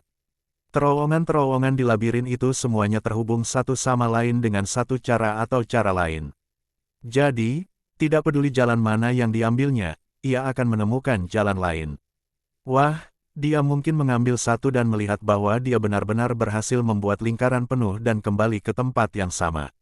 Ini mungkin berarti labirin itu tidak terlalu besar, tetapi kompleksitasnya adalah lingkungan terbaik Felix. Dan para pemain itu, yang melangkah ke dalamnya dalam kelompok yang terpisah, tidak tahu apa yang sedang menunggu mereka. Seharusnya begitu. Setelah menghabiskan 3 menit masuk dan keluar terowongan secara acak, Felix akhirnya berhenti berlari, membuat penggemarnya bertanya-tanya apa yang sedang dilakukannya. Dia berjalan ke arah tembok dan mulai memukulinya sekuat tenaga dengan tinjunya, membuat para penggemarnya ketakutan.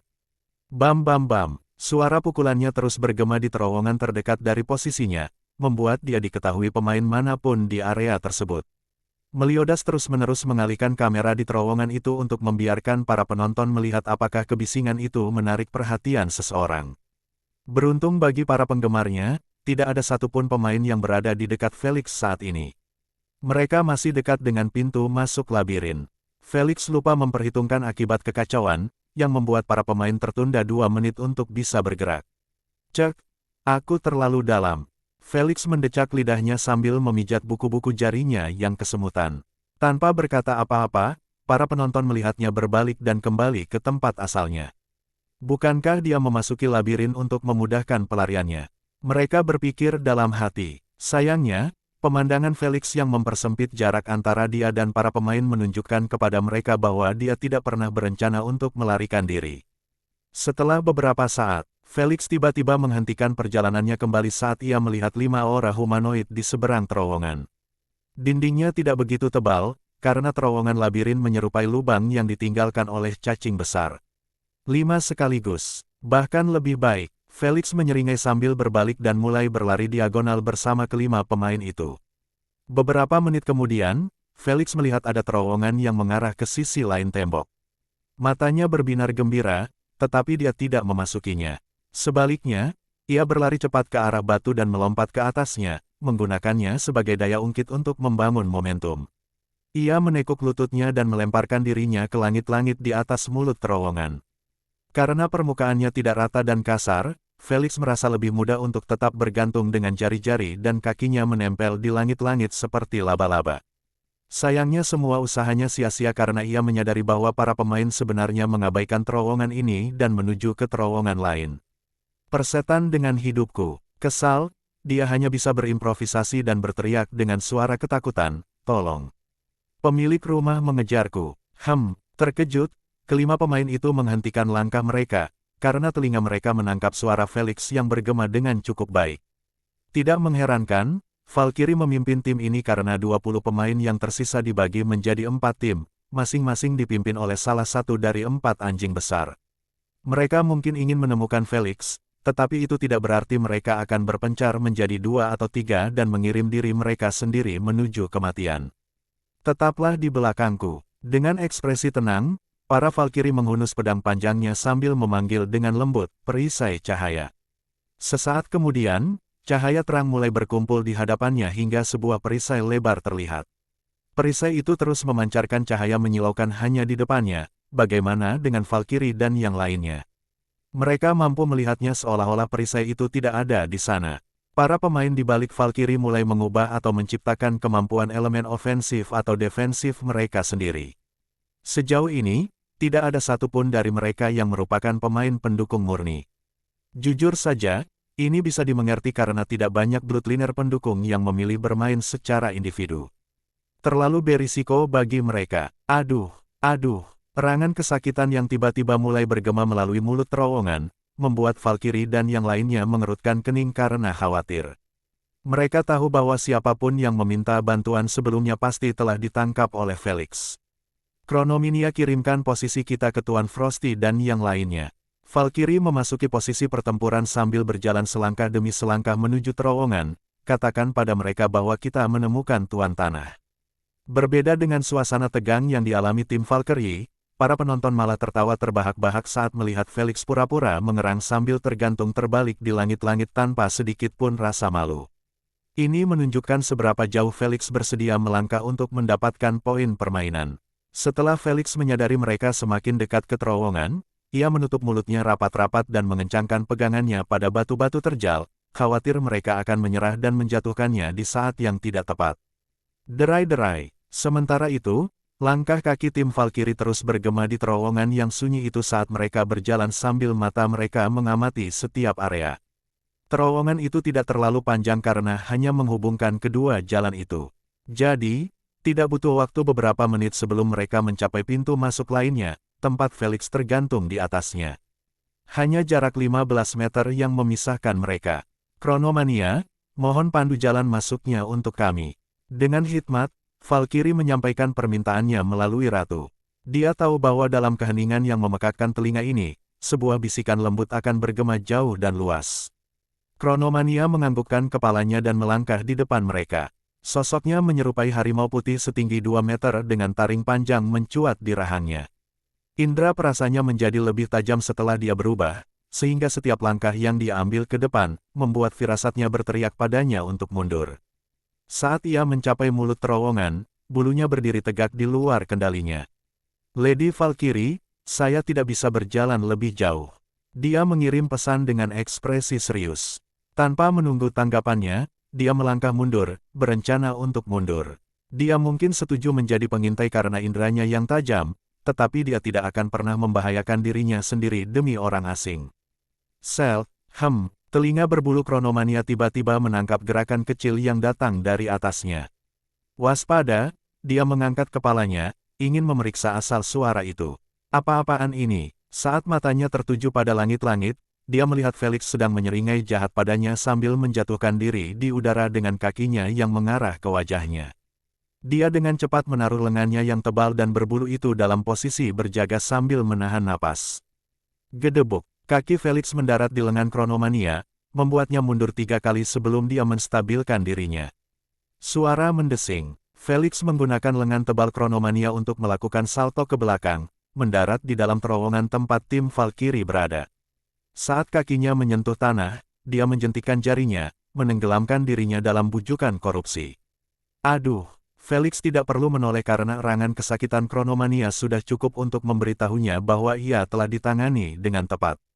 Ayo berdansa. Felix menjilat bibirnya sambil berlari cepat ke arah tim Valkyrie yang ketakutan, yang secara refleks menggunakan apapun yang mereka punya sambil melarikan diri ke belakang, berharap bisa menjauh sejauh mungkin. Mereka tahu bahwa satu sentuhan saja oleh bujukan korupsi dan nasib mereka akan ditentukan. Ledakan dahsyat. Sayangnya bagi mereka, Felix tidak terhalang sedikitpun oleh upaya terakhir mereka untuk menyelamatkan nyawa mereka, karena ia terus menghindari kiri dan kanan kemampuan-kemampuan yang ia anggap sebagai ancaman baginya. Kenapa dia tidak buta? Ekspresi Valkyrie yang bangga dan tabah tidak terlihat sama sekali saat dia berteriak dalam hatinya sambil melemparkan bom-bom yang menyerupai granat kejut di belakangnya. Jelaslah bahwa dia adalah seorang elementalis ringan, yang kemampuannya berorientasi pada utilitas. Bahkan tujuan perisai cahaya tampaknya adalah untuk membutakan musuhnya alih-alih menghalangi kemampuan. Sayangnya, penglihatan inframerah Felix memungkinkannya untuk menyesuaikan tingkat cahaya yang seharusnya dilihatnya, sama seperti ia dapat menyesuaikan jarak. Dengan demikian, kemampuannya benar-benar diimbangi. Kembung-kembung, kesal dengan pelarian mereka, Felix mematikan auranya dan melemparkan 2 bom korupsi sebagai gantinya, membuat mereka meledak tepat di tengah-tengah formasi pelarian mereka yang berantakan. TIDAKKKK. Persetan kau Lando, aku tidak mau Ketiga pemain itu tersentuh oleh kabut hitam itu dengan satu atau lain cara, membuat mereka masing-masing menjeritkan apa yang muncul di benak mereka sebelum segalanya menjadi gelap bagi mereka, persis seperti tubuh mereka. Sial, FROSTY di mana kau? Takut setengah mati melihat abu sekutunya menyentuh wajahnya, Valkyrie terus berteriak dalam hatinya meminta bantuan Tuan Frosty. Meski begitu, pesan yang dikirim sang ratu tidak menunjukkan sedikit pun tanda-tanda kesusahan yang tengah dialaminya. Aduh, sayangnya baginya, kali ini dia tidak cukup beruntung karena ada orang lain yang menghalangi kabut itu agar tidak sampai ke dirinya, karena bom meledak tepat di punggungnya dengan kecepatan yang hampir memecahkan penghalang suara. Jarak yang memisahkan dia dan Felix membuat bomnya hampir tidak bisa dihindari. Satu-satunya cara dia bisa bertahan hidup adalah dengan memiliki kemampuan yang dapat menciptakan objek padat, seperti kuba es milik Ten Frosty, atau kemampuan yang setidaknya dapat menguapkan bom sebelum mencapai dirinya.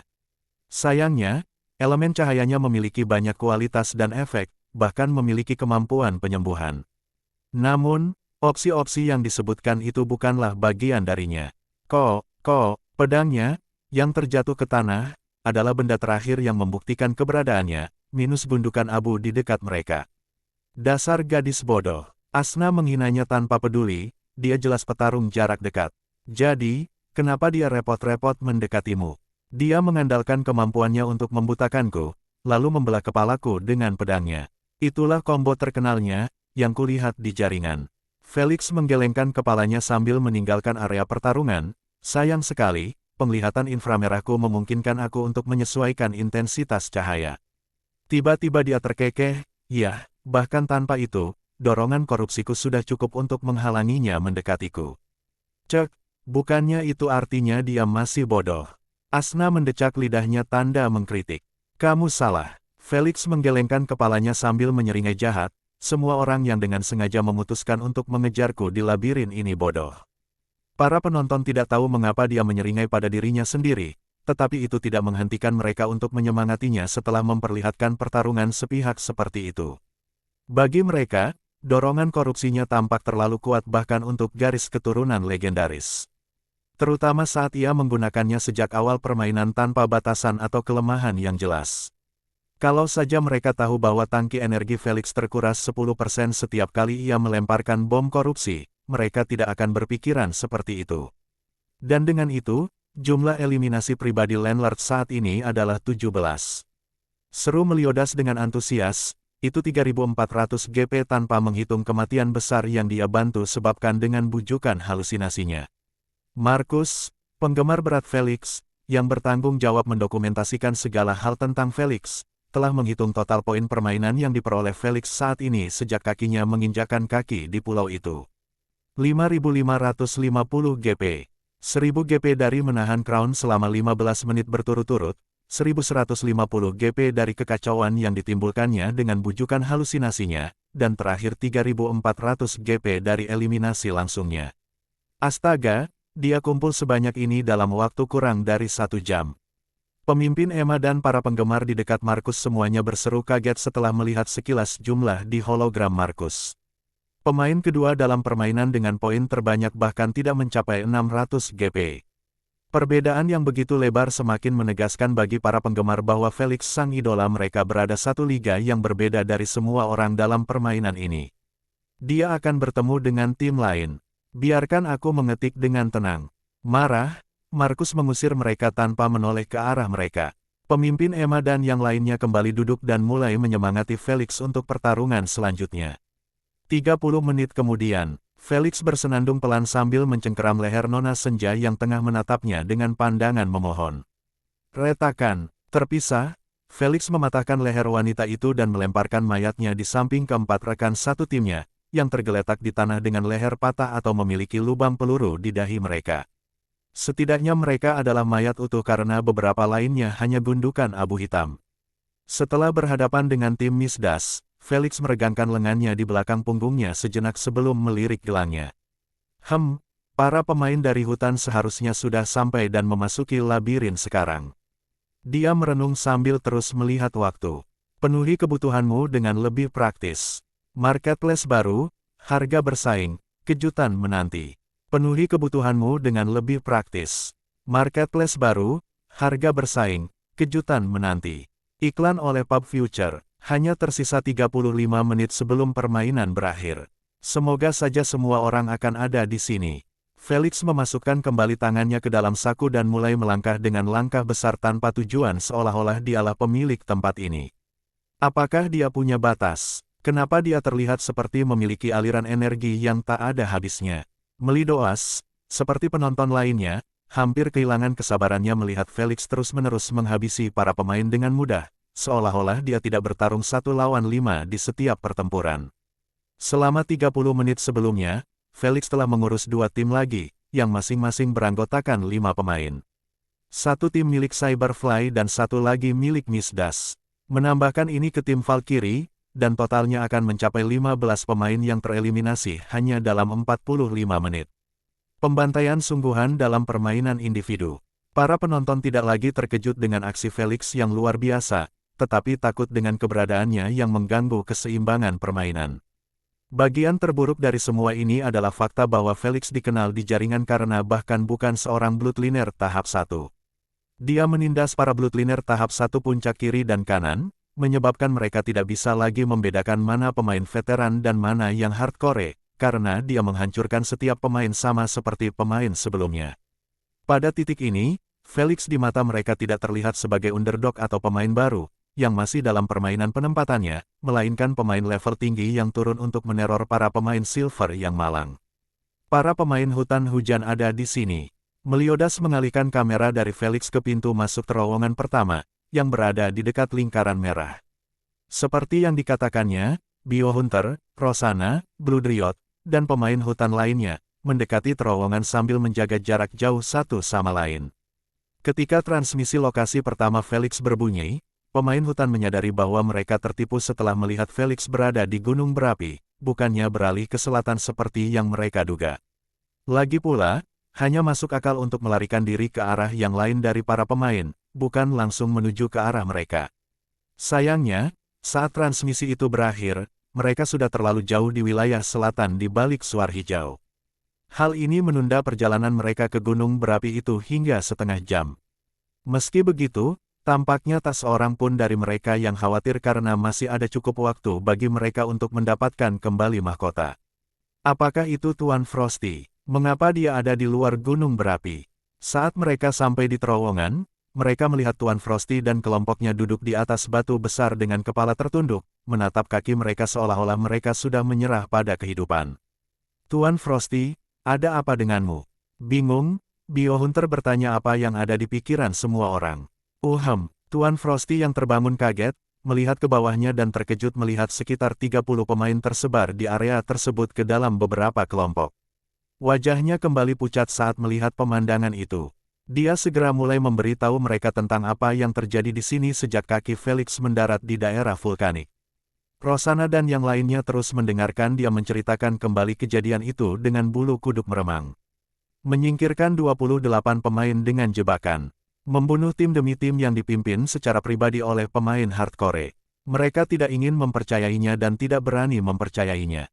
Namun, mereka tahu bahwa Frosty tidak punya alasan untuk berbohong kepada mereka karena hal itu tidak akan menguntungkannya. Pada saat Tuan Frosty selesai menceritakan semuanya, punggung para pemain basah oleh keringat dingin dan mulai berpikir untuk mundur dari pengejaran. Di mata mereka, mulut terowongan itu tampak sama seperti gerbang menuju neraka. Kenapa kalian masih hidup? Biohunter harus bertanya, karena dari semua yang didengarnya, sepertinya tim Tuan Frosty adalah satu-satunya yang selamat di seluruh zona gunung berapi, selain para pemain yang terluka akibat kekacauan, yang bersembunyi. Kami lolos dari labirin sebelum Tuan Tanah menemukan kami. Ucapnya dengan tangan gemetar. Ketika Frosty dan timnya mendengar teriakan Valkyrie yang meminta bantuan, mereka meneruskannya ke tim lainnya dengan posisi terbaru yang dikirim oleh Chronomania. Akan tetapi, alih-alih memeriksanya sendiri, mereka membiarkan tim lain melakukannya. Hingga saat ini Frosty mengucapkan rasa syukurnya yang sebesar-besarnya atas keputusan yang telah diambilnya, karena tidak sampai 10 menit kemudian dia mendengar teriakan minta tolong Cyberfly yang hanya berlangsung selama 2 detik, kemudian dia tidak menerima kabar apapun darinya. Ketika itu terjadi, ia memutuskan untuk meninggalkan labirin, karena ia tidak yakin dengan kekuatannya untuk melakukan apa yang tidak dapat dilakukan Cyberfly dan Valkyrie. Maka dari itu, daripada membuang-buang nyawanya tanpa alasan, dia menyerah dalam pengejaran itu, tidak lagi berpikir untuk merebut mahkota dari Felix. Untungnya, dia menandai posisi pintu masuk labirin. Jadi, tidak sulit baginya untuk melarikan diri. Jadi tidak ada seorang pun di dalam labirin ini selain Tuan Tanah. Rosanna melontarkan pertanyaannya sendiri. Tuan Frosty menganggukkan kepalanya sedikit. Kau mendengarnya. Rosanna melingkarkan rambut di jarinya sambil bertanya pada Biohunter, bagaimana kita akan menyelesaikan ini? Karena Landlord dapat menangani 5 Bloodliner sekaligus, kita harus bersekutu dan membagi pasukan kita menjadi 10 Bloodliner di setiap tim. Dia mengangkat satu jari sambil menambahkan, dan setiap tim akan memiliki 1 Bloodliner bertipe mental. Obrolan segera berhenti di antara para pemain, karena masing-masing tengah mendiskusikan usulan Biohunter dengan rekan satu tim mereka. Mereka tahu bahwa satu-satunya cara bagi mereka untuk mendapatkan mahkota adalah dengan menyingkirkan ego mereka dan mengalahkan Felix dengan jumlah. Aku akan menjadi orang pertama yang setuju. Rosanna menyibakkan rambutnya ke belakang sambil berkata kepada pemain lainnya, jangan buang-buang waktu kami. Transmisi lokasi Crown akan segera dimulai dalam beberapa menit. Kami harus berada di labirin saat itu terjadi. Setelah mendengar hal itu, para pemain berhenti bergumam tak jelas dan mengangkat tangan mereka ke udara untuk menunjukkan persetujuan mereka terhadap aliansi. Beberapa saat kemudian, semua orang menandatangani kontrak dan dibagi menjadi 3 tim, masing-masing memiliki 10 pemain dan 1 Bloodliner bertipe mental.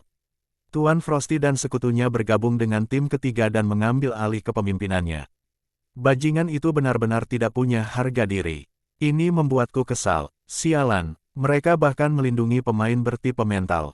Merasa khawatir, para penggemar Felix menutupkan tangan di depan mulut mereka sambil mencemooh dengan keras, membuat ketidaksenangan mereka bergema di stadion.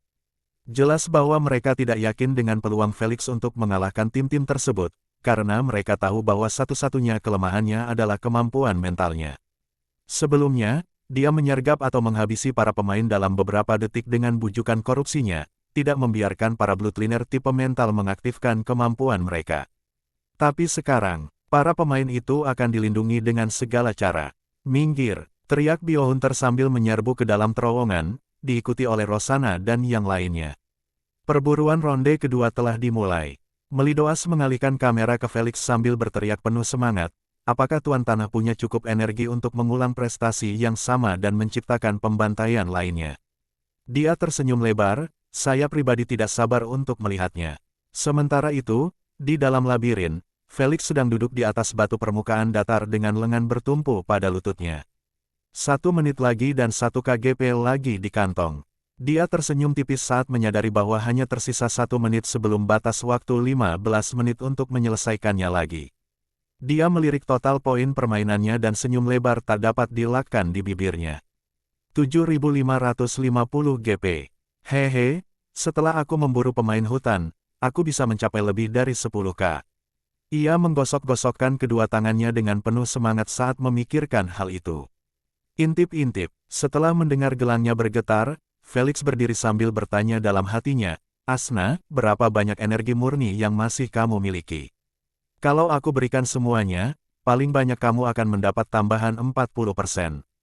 Jawabnya sambil menguap, hanya itu. Matanya terbelalak tak percaya karena ia sungguh-sungguh mengira bahwa ia masih punya cukup bahan bakar untuk mengisi tangki bensinnya hingga 100%.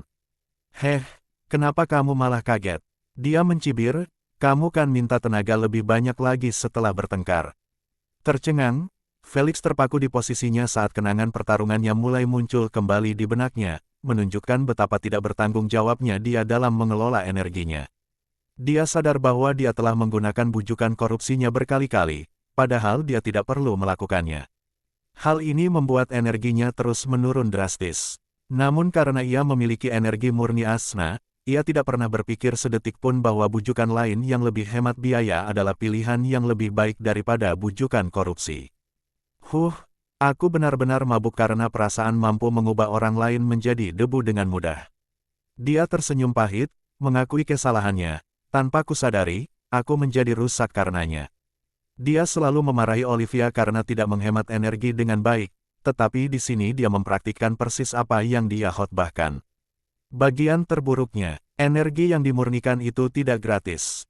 Dia benar-benar membuang-buang koin yang dibutuhkan hanya untuk mempercepat pertempuran beberapa menit.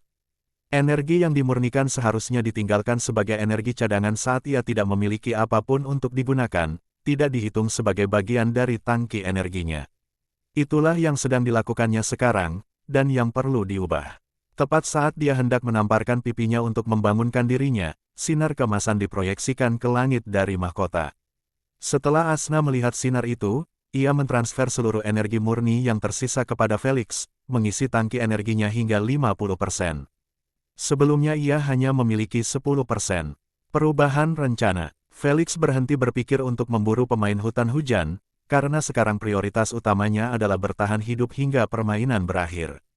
Kalau saja dia bermain dengan cerdas dan tidak membuang seluruh energinya pada upaya memancing korupsi, dia mungkin sudah cukup kuat untuk terus menyingkirkan pemain lain. Namun sekarang, dia hanya bisa menyalakan penglihatan inframerahnya dan mulai berpindah-pindah di dalam labirin, melarikan diri dengan kecepatan tercepatnya. Sedihnya, tidak peduli terowongan mana yang dia lalui, sinar kemasan itu malah mengkhianatinya dan membawanya ke 3 tim besar. Dia tidak jauh dari kita, seru Biohunter sambil mengarahkan jarinya ke sinar kemasan, yang tampak sebening kristal bagi semua orang, meskipun mereka berada di bawah tanah. SGA mungkin ingin membuat permainan tampak senyata mungkin, tetapi hal itu tidak akan pernah memengaruhi keadilan dan integritas permainan untuk mencapainya. Berpisah. Setelah melihat 3 terowongan di hadapan mereka, Frosty menuju terowongan sebelah kanan, sambil diikuti oleh timnya. Sementara itu, tim Biohunter dan tim Rosanna masing-masing mengambil 1 terowongan. Para penonton terus bersorak dengan pipi memerah saat melihat Felix berjalan melewati terowongan sambil dikejar oleh 35 pemain sekaligus. Jarak antara mereka pun makin dekat karena Felix mengambil terowongan secara acak, dan terkadang terowongan itu memiliki jalan berkelok-kelok, membuat usaha Felix jadi sia-sia. Sementara itu, Biohunter dan yang lainnya jarang mengalami masalah ini karena sinar kemasan memudahkan mereka melihat terowongan mana yang akan menjembatani celah lebih dekat. Menit demi menit berlalu dan jarak semakin dekat hingga telinga Felix mulai menangkap suara gema langkah kaki yang keras di belakangnya. "Oi Felix, itu tidak terdengar seperti 5 pemain sama sekali," kata Asna. Terkejut, Felix berhenti berlari dan menghampiri tembok, mendekatkan matanya ke permukaan. Ia menarik napas dalam-dalam dan memaksimalkan penglihatan inframerahnya, membuatnya diserang sakit kepala sedetik kemudian. Akan tetapi, alih-alih meringis kesakitan, matanya membelalak kaget melihat apa yang dilihatnya. Pasukan aura humanoid datang dari segala arah menuju posisinya. 10 aura datang dari selatan, 10 aura lainnya dari timur, dan terakhir 15 aura datang dari barat. Ya Tuhan, ketakutan setengah mati, Felix berbalik dan melanjutkan pelariannya ke arah yang berlawanan, tidak berani memikirkan akan dikepung oleh mereka. Ia tidak pernah menyangka pemain hutan akan mengejarnya berpuluh-puluh. Dia selalu yakin bahwa mereka akan membuat tim yang beranggotakan 5 pemain seperti yang ditanganinya. Dalam pikirannya, hanya masuk akal untuk percaya bahwa 5 pemain cukup untuk membunuh 1 pemain. Sedihnya, Felix tidak tahu bahwa Tuan Frosty telah mengadu domba dirinya kepada para pemain hutan. "Pemilik rumah, di mana Anda? Tidak ada gunanya lari. Kami bisa melihat Anda. Apakah Anda sudah merasa lelah?" Ejekan terus bergema di terowongan, membuat Felix mengernyitkan alisnya karena jengkel. Meskipun dia tidak menanggapi atau peduli untuk memperhatikan mereka, dia terus berlari dan berlari hingga detik terakhir transmisi berakhir. Saat cahaya kemasan itu menghilang, Felix menghela napas panjang lega. Meski begitu, ia tidak memperlambat kecepatannya karena para pemain akan mengincar posisi terbarunya.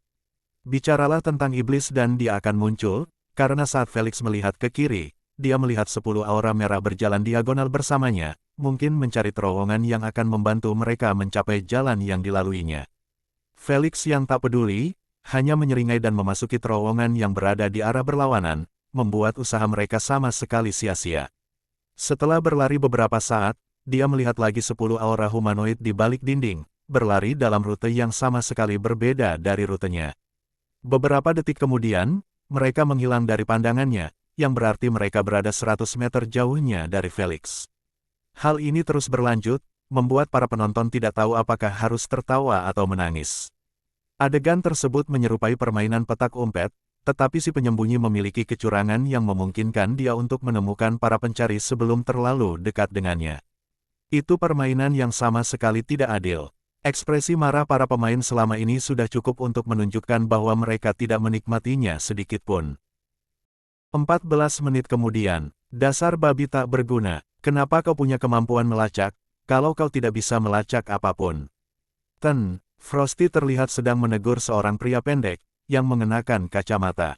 Para pemain di dekat mereka tidak melakukan intervensi karena mereka juga lelah dan sangat terganggu oleh kegagalan pelacak yang terus-menerus. "Bukan salahku kalau Tuan Tanah punya kemampuan penglihatan yang buruk itu." Pria pendek itu menatap tajam ke arah Tuan Frosty tepat di matanya dan berteriak, "Kau tahu, aku sudah muak menerima omong kosong darimu dan pengejaran yang tidak berarti ini." Dia membanting kacamatanya ke tanah, "Aku benar-benar sudah selesai. Kalian cari saja dia sendiri." Dia sama sekali tidak menggertak, karena dia benar-benar berbalik dan meninggalkan tim. Kontrak yang mengikatnya tidak memiliki ketentuan untuk menghentikan pemain menyerah. Tak terganggu dengan kehilangan satu-satunya pelacak dalam tim, Frosty memperlihatkan penghitung waktu holografik yang menghitung mundur dan berkata, "Ini kesempatan terakhir kita untuk mengamankan mahkota. Jika kita gagal menemukan Tuan Tanah dalam 5 menit transmisi itu, lupakan saja pencariannya dalam 10 menit terakhir."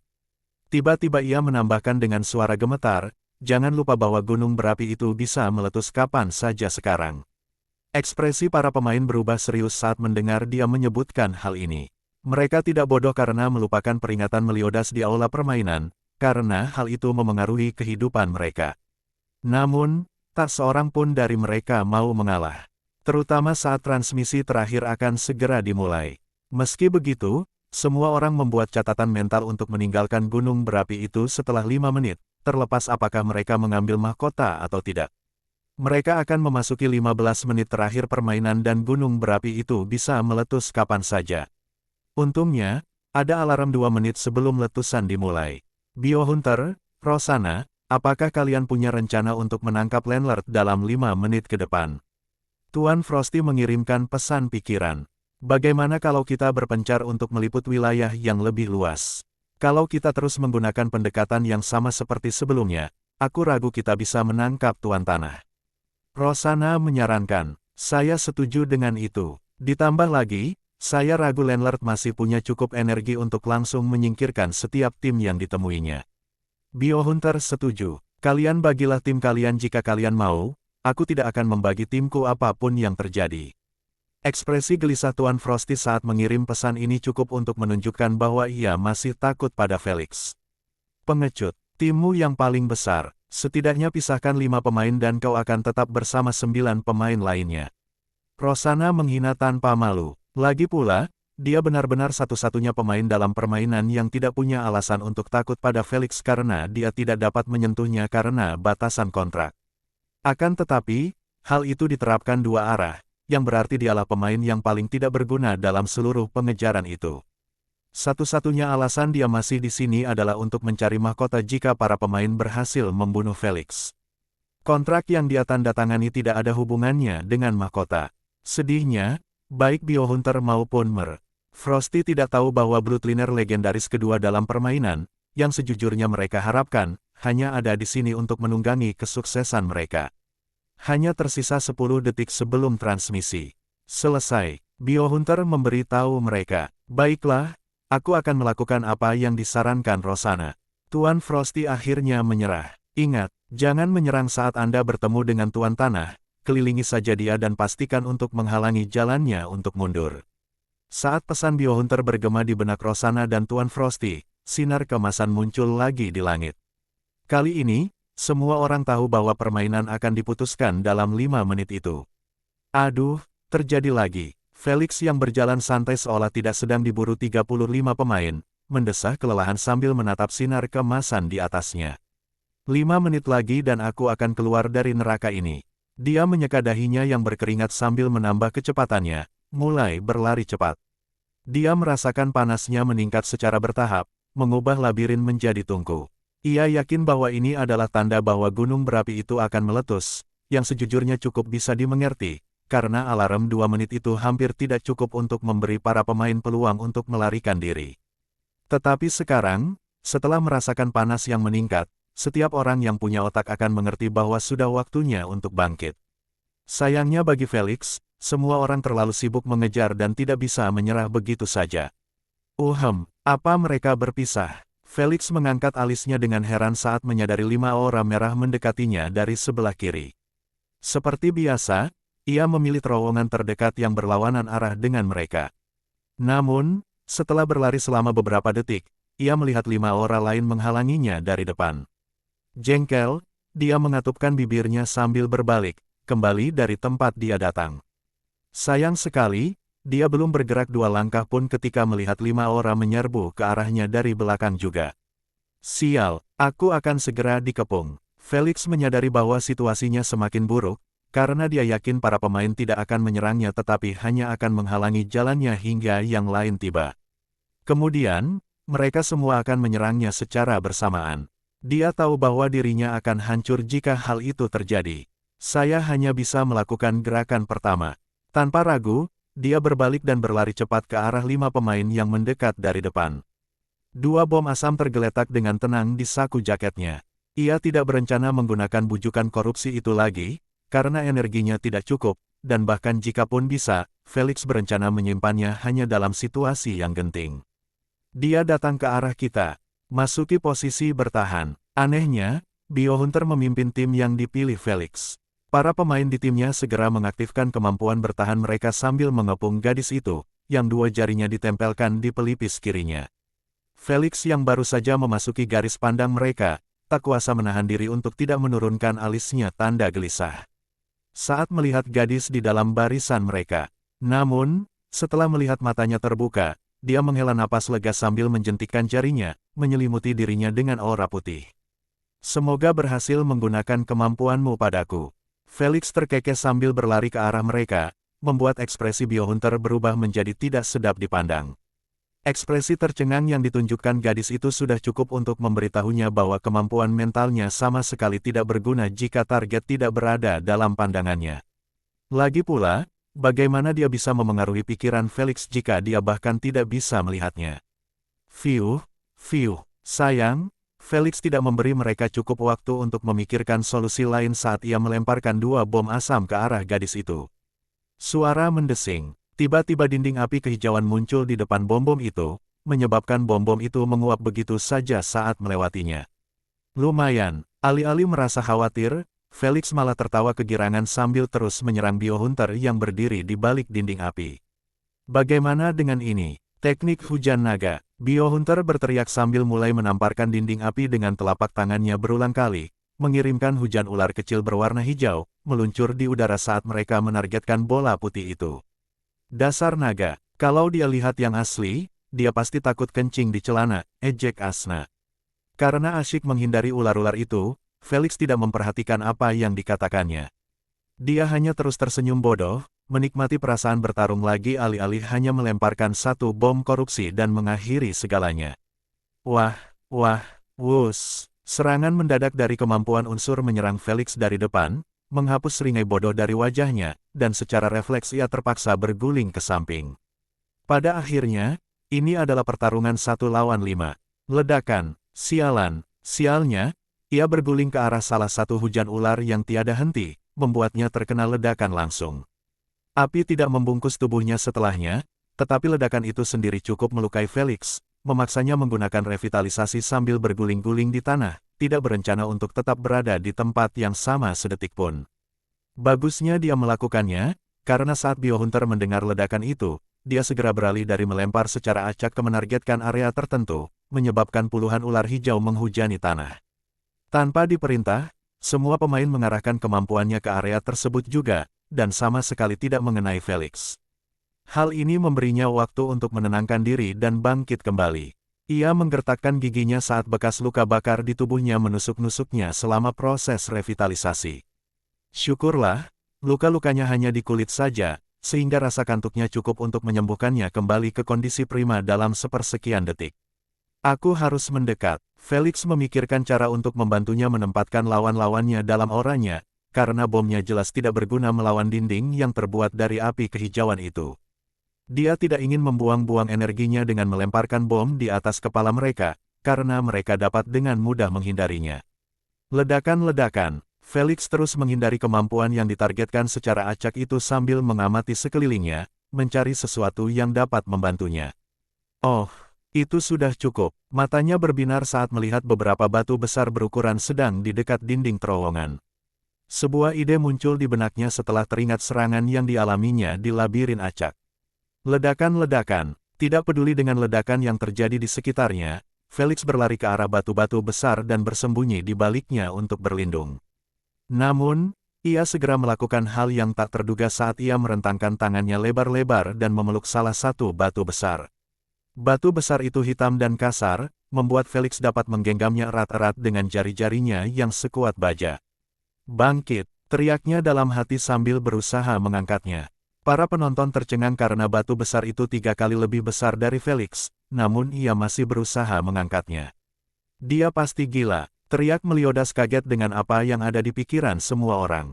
Akan tetapi, sebelum seorang pun dapat mengejek Felix atas usaha bodohnya itu, mereka melihat batu besar itu terangkat inci demi inci secara perlahan hingga berada di atas kepalanya. Felix menggembungkan pipinya yang memerah sambil terus berputar di posisinya. Setelah merasakan bahwa ia telah membangun momentum yang cukup, ia berteriak sambil melemparkannya ke arah Biohunter dan yang lainnya.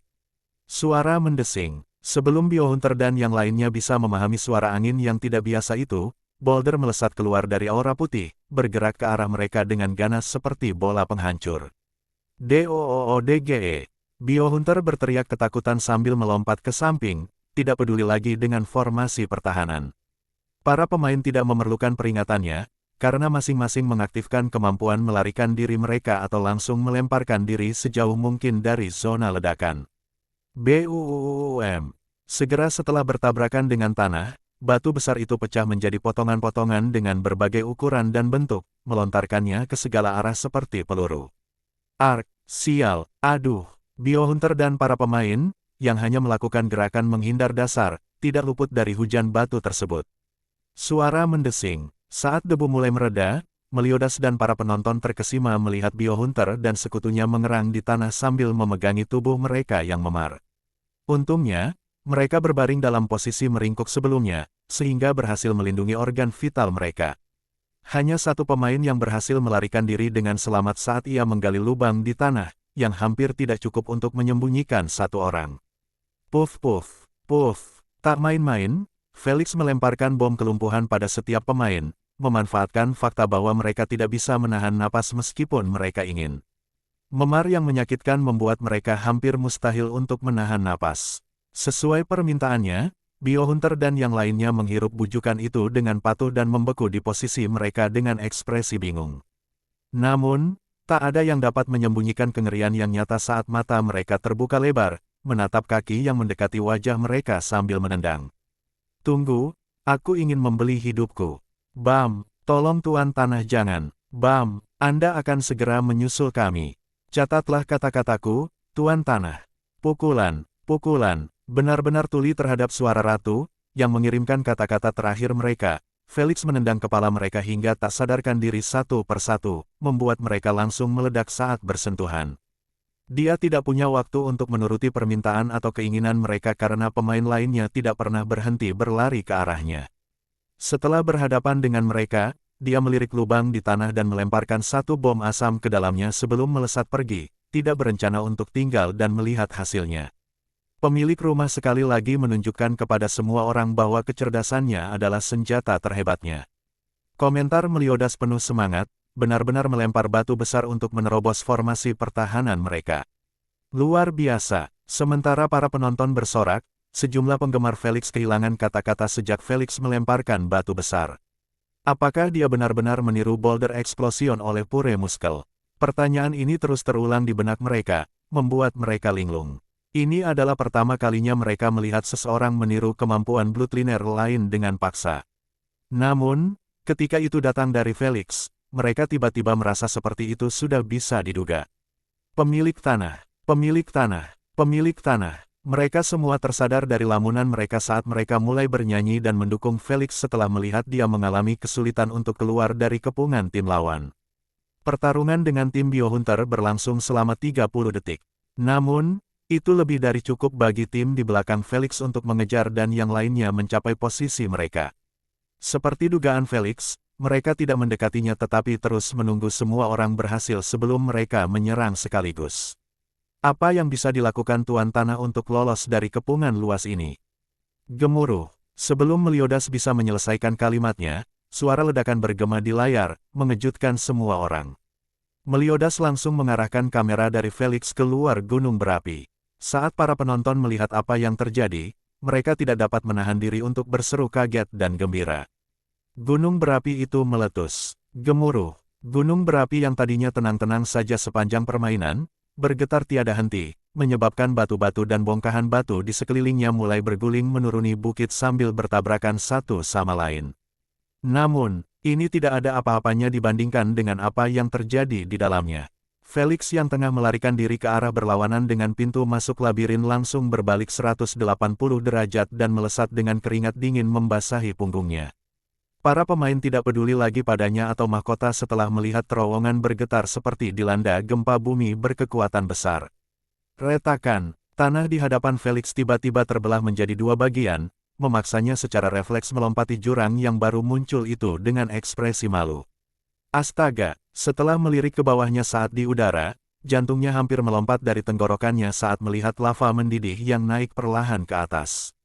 Gedebuk, saat dia mendarat di sisi lain, Felix berguling ke depan sekali dan menggunakan tangannya untuk mendorongnya kembali agar tidak mempengaruhi akselerasinya. Ia tahu bahwa ia tidak bisa melambat karena Meliodas memberitahu mereka bahwa alarm hanya akan berlangsung 2 menit sebelum letusan besar. Sayangnya, gempa bumi ini adalah alarmnya. Dia, sama seperti orang lainnya, benar-benar terkejut dengan letusan awal gunung berapi tersebut.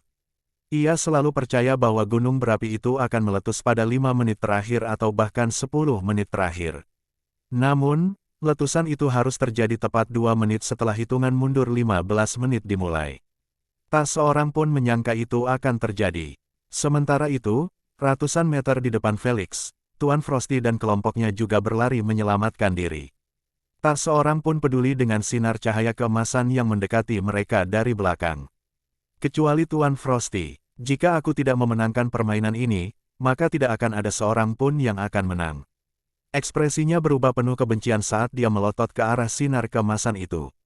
Dengar baik-baik, gunakan semua kemampuan penghancurmu ke langit-langit setelah kita memasuki terowongan berikutnya. Tuan Frosty mengirimkan perintah yang sangat mengerikan ini kepada kelompoknya, membuat mereka semua meliriknya dengan kaget. Tak peduli dengan reaksi mereka, ia mengirim pesan lagi, apakah Anda sudah pasrah kalah dalam permainan ini dengan cara yang memalukan? Jika Landlord menang, permainan ini akan menjadi viral karena ia memecahkan rekor pemegang mahkota dengan jarak bermil-mil dari pemegang sebelumnya. Dia menghindari batu yang jatuh sambil berkata terakhir, aku tidak tahu tentang kalian, tetapi aku tidak akan membiarkan diriku menjadi batu loncatan untuk ketenaran Tuan Tanah. Setelah mendengar istilah batu loncatan, tak seorang pun ragu lagi. Ekspresi mereka mengeras saat melihat pintu masuk terowongan yang semakin dekat. Tuan Frosty menyeringai tipis atas persetujuan diam-diam mereka dan menciptakan 3 tombak es di atas kepalanya. Para pemain juga mengaktifkan kemampuan mereka dan membuat mereka tetap siap, menunggu hingga mereka melewati terowongan terlebih dahulu. Api, begitu mereka masuk, Tuan Frosty berteriak sambil melemparkan 3 tombak es ke langit-langit tepat di atas pintu masuk. Ledakan, ledakan, para pemain menembaki dia secara bersamaan, menyerang tempat yang sama dengan puluhan kemampuan destruktif. Buruk, langit-langit yang sudah runtuh perlahan karena gempa bumi, tidak dapat menahan kemampuan gabungan mereka dan runtuh di pintu masuk, menyegelnya.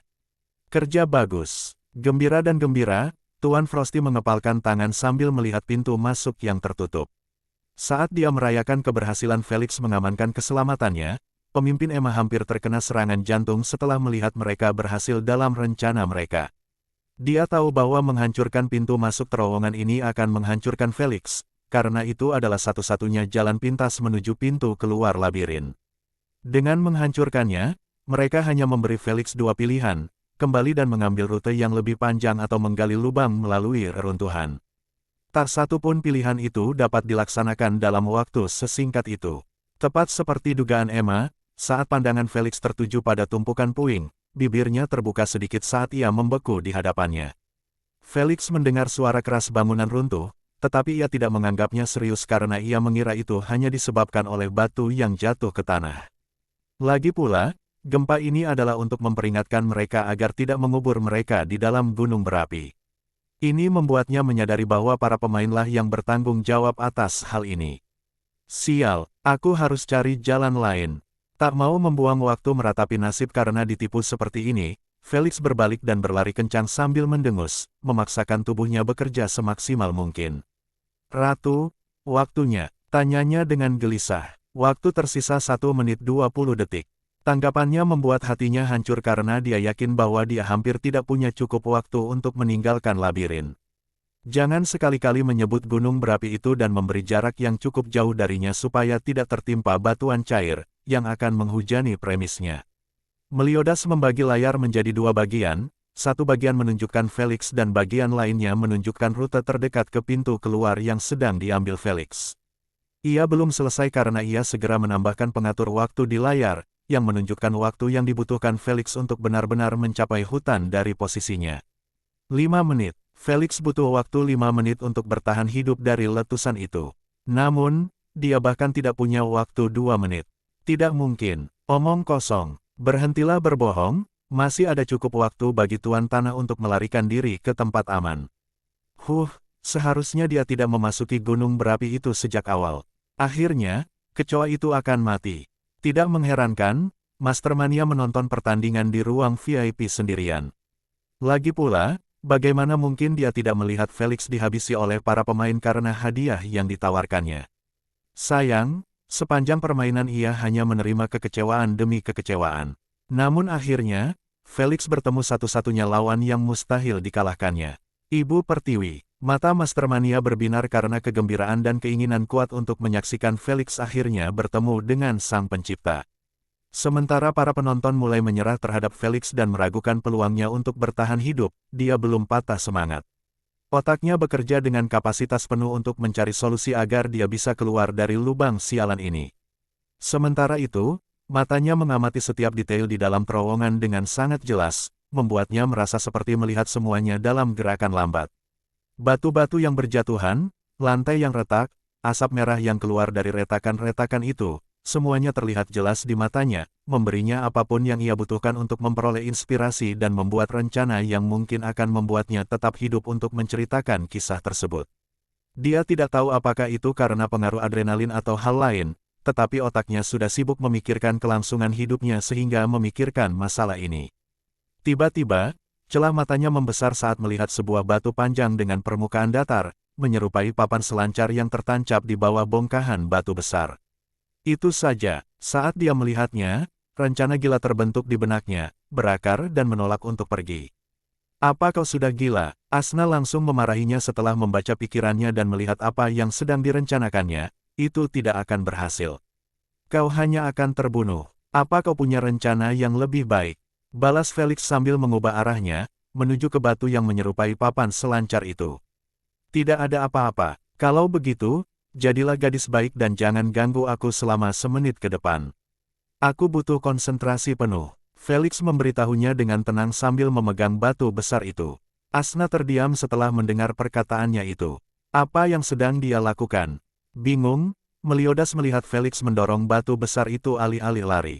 Gedebuk. Setelah mendorong sekuat tenaga, Felix menghembuskan napas panjang lewat mulutnya sambil menyaksikan batu besar itu jatuh ke samping. Tanpa perlu sedetik pun untuk mengendurkan otot-ototnya, Felix mengangkat batu yang menyerupai papan selancar itu dan meletakkannya di bawah ketiaknya. Panjang dan agak tebal, namun, dengan kekuatan super Felix, ia tidak merasa beban itu terlalu berat.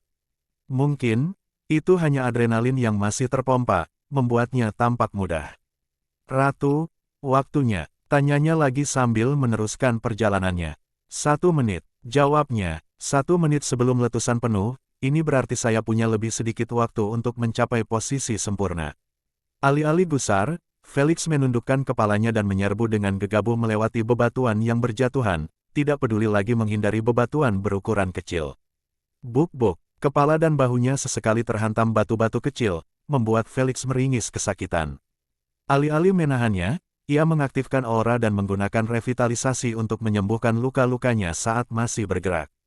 29 detik kemudian, Felix mendesah lega saat dia keluar dari labirin, melangkah ke terowongan lurus panjang, yang mengarah ke atas menuju pintu keluar gunung berapi. Dia mengangkat kepalanya sedikit dan cahaya langit di seberang terowongan terlihat di hadapannya. Itu begitu dekat namun begitu jauh. Tanpa menunda lagi, Felix menyalakan penglihatan inframerahnya dan melihat ke bawah namun sedikit ke belakang. Astaga, dia menarik napas dalam-dalam setelah melihat semuanya berwarna merah dan jingga. Lantainya hampir menjadi lahar dan Felix harus mencari tempat yang tinggi sesegera mungkin. Di sana, ia mulai berlari cepat menuju sebuah batu besar. Batu itu bukan batu yang ideal untuk rencananya, tetapi batu itu adalah batu terbesar di dekatnya.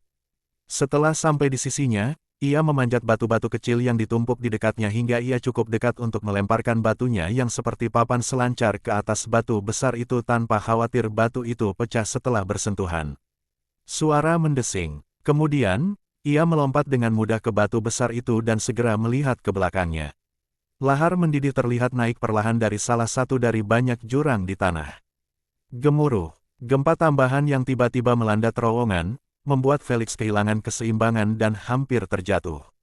Namun, fokus Felix sepenuhnya tertuju pada jurang di belakangnya, yang menyemburkan lava mendidih kemana-mana, pertama-tama memenuhi terowongan di belakangnya, sebelum menyerbu dengan ganas ke arah tempat dia berada.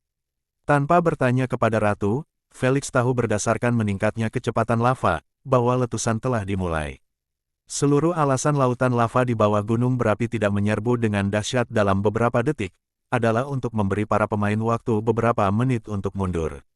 Namun, setelah mereka berakhir, alam kembali pada jalurnya. Semoga beruntung, Felix. Asna mengucapkan harapannya dengan lembut sambil menahan napas karena khawatir.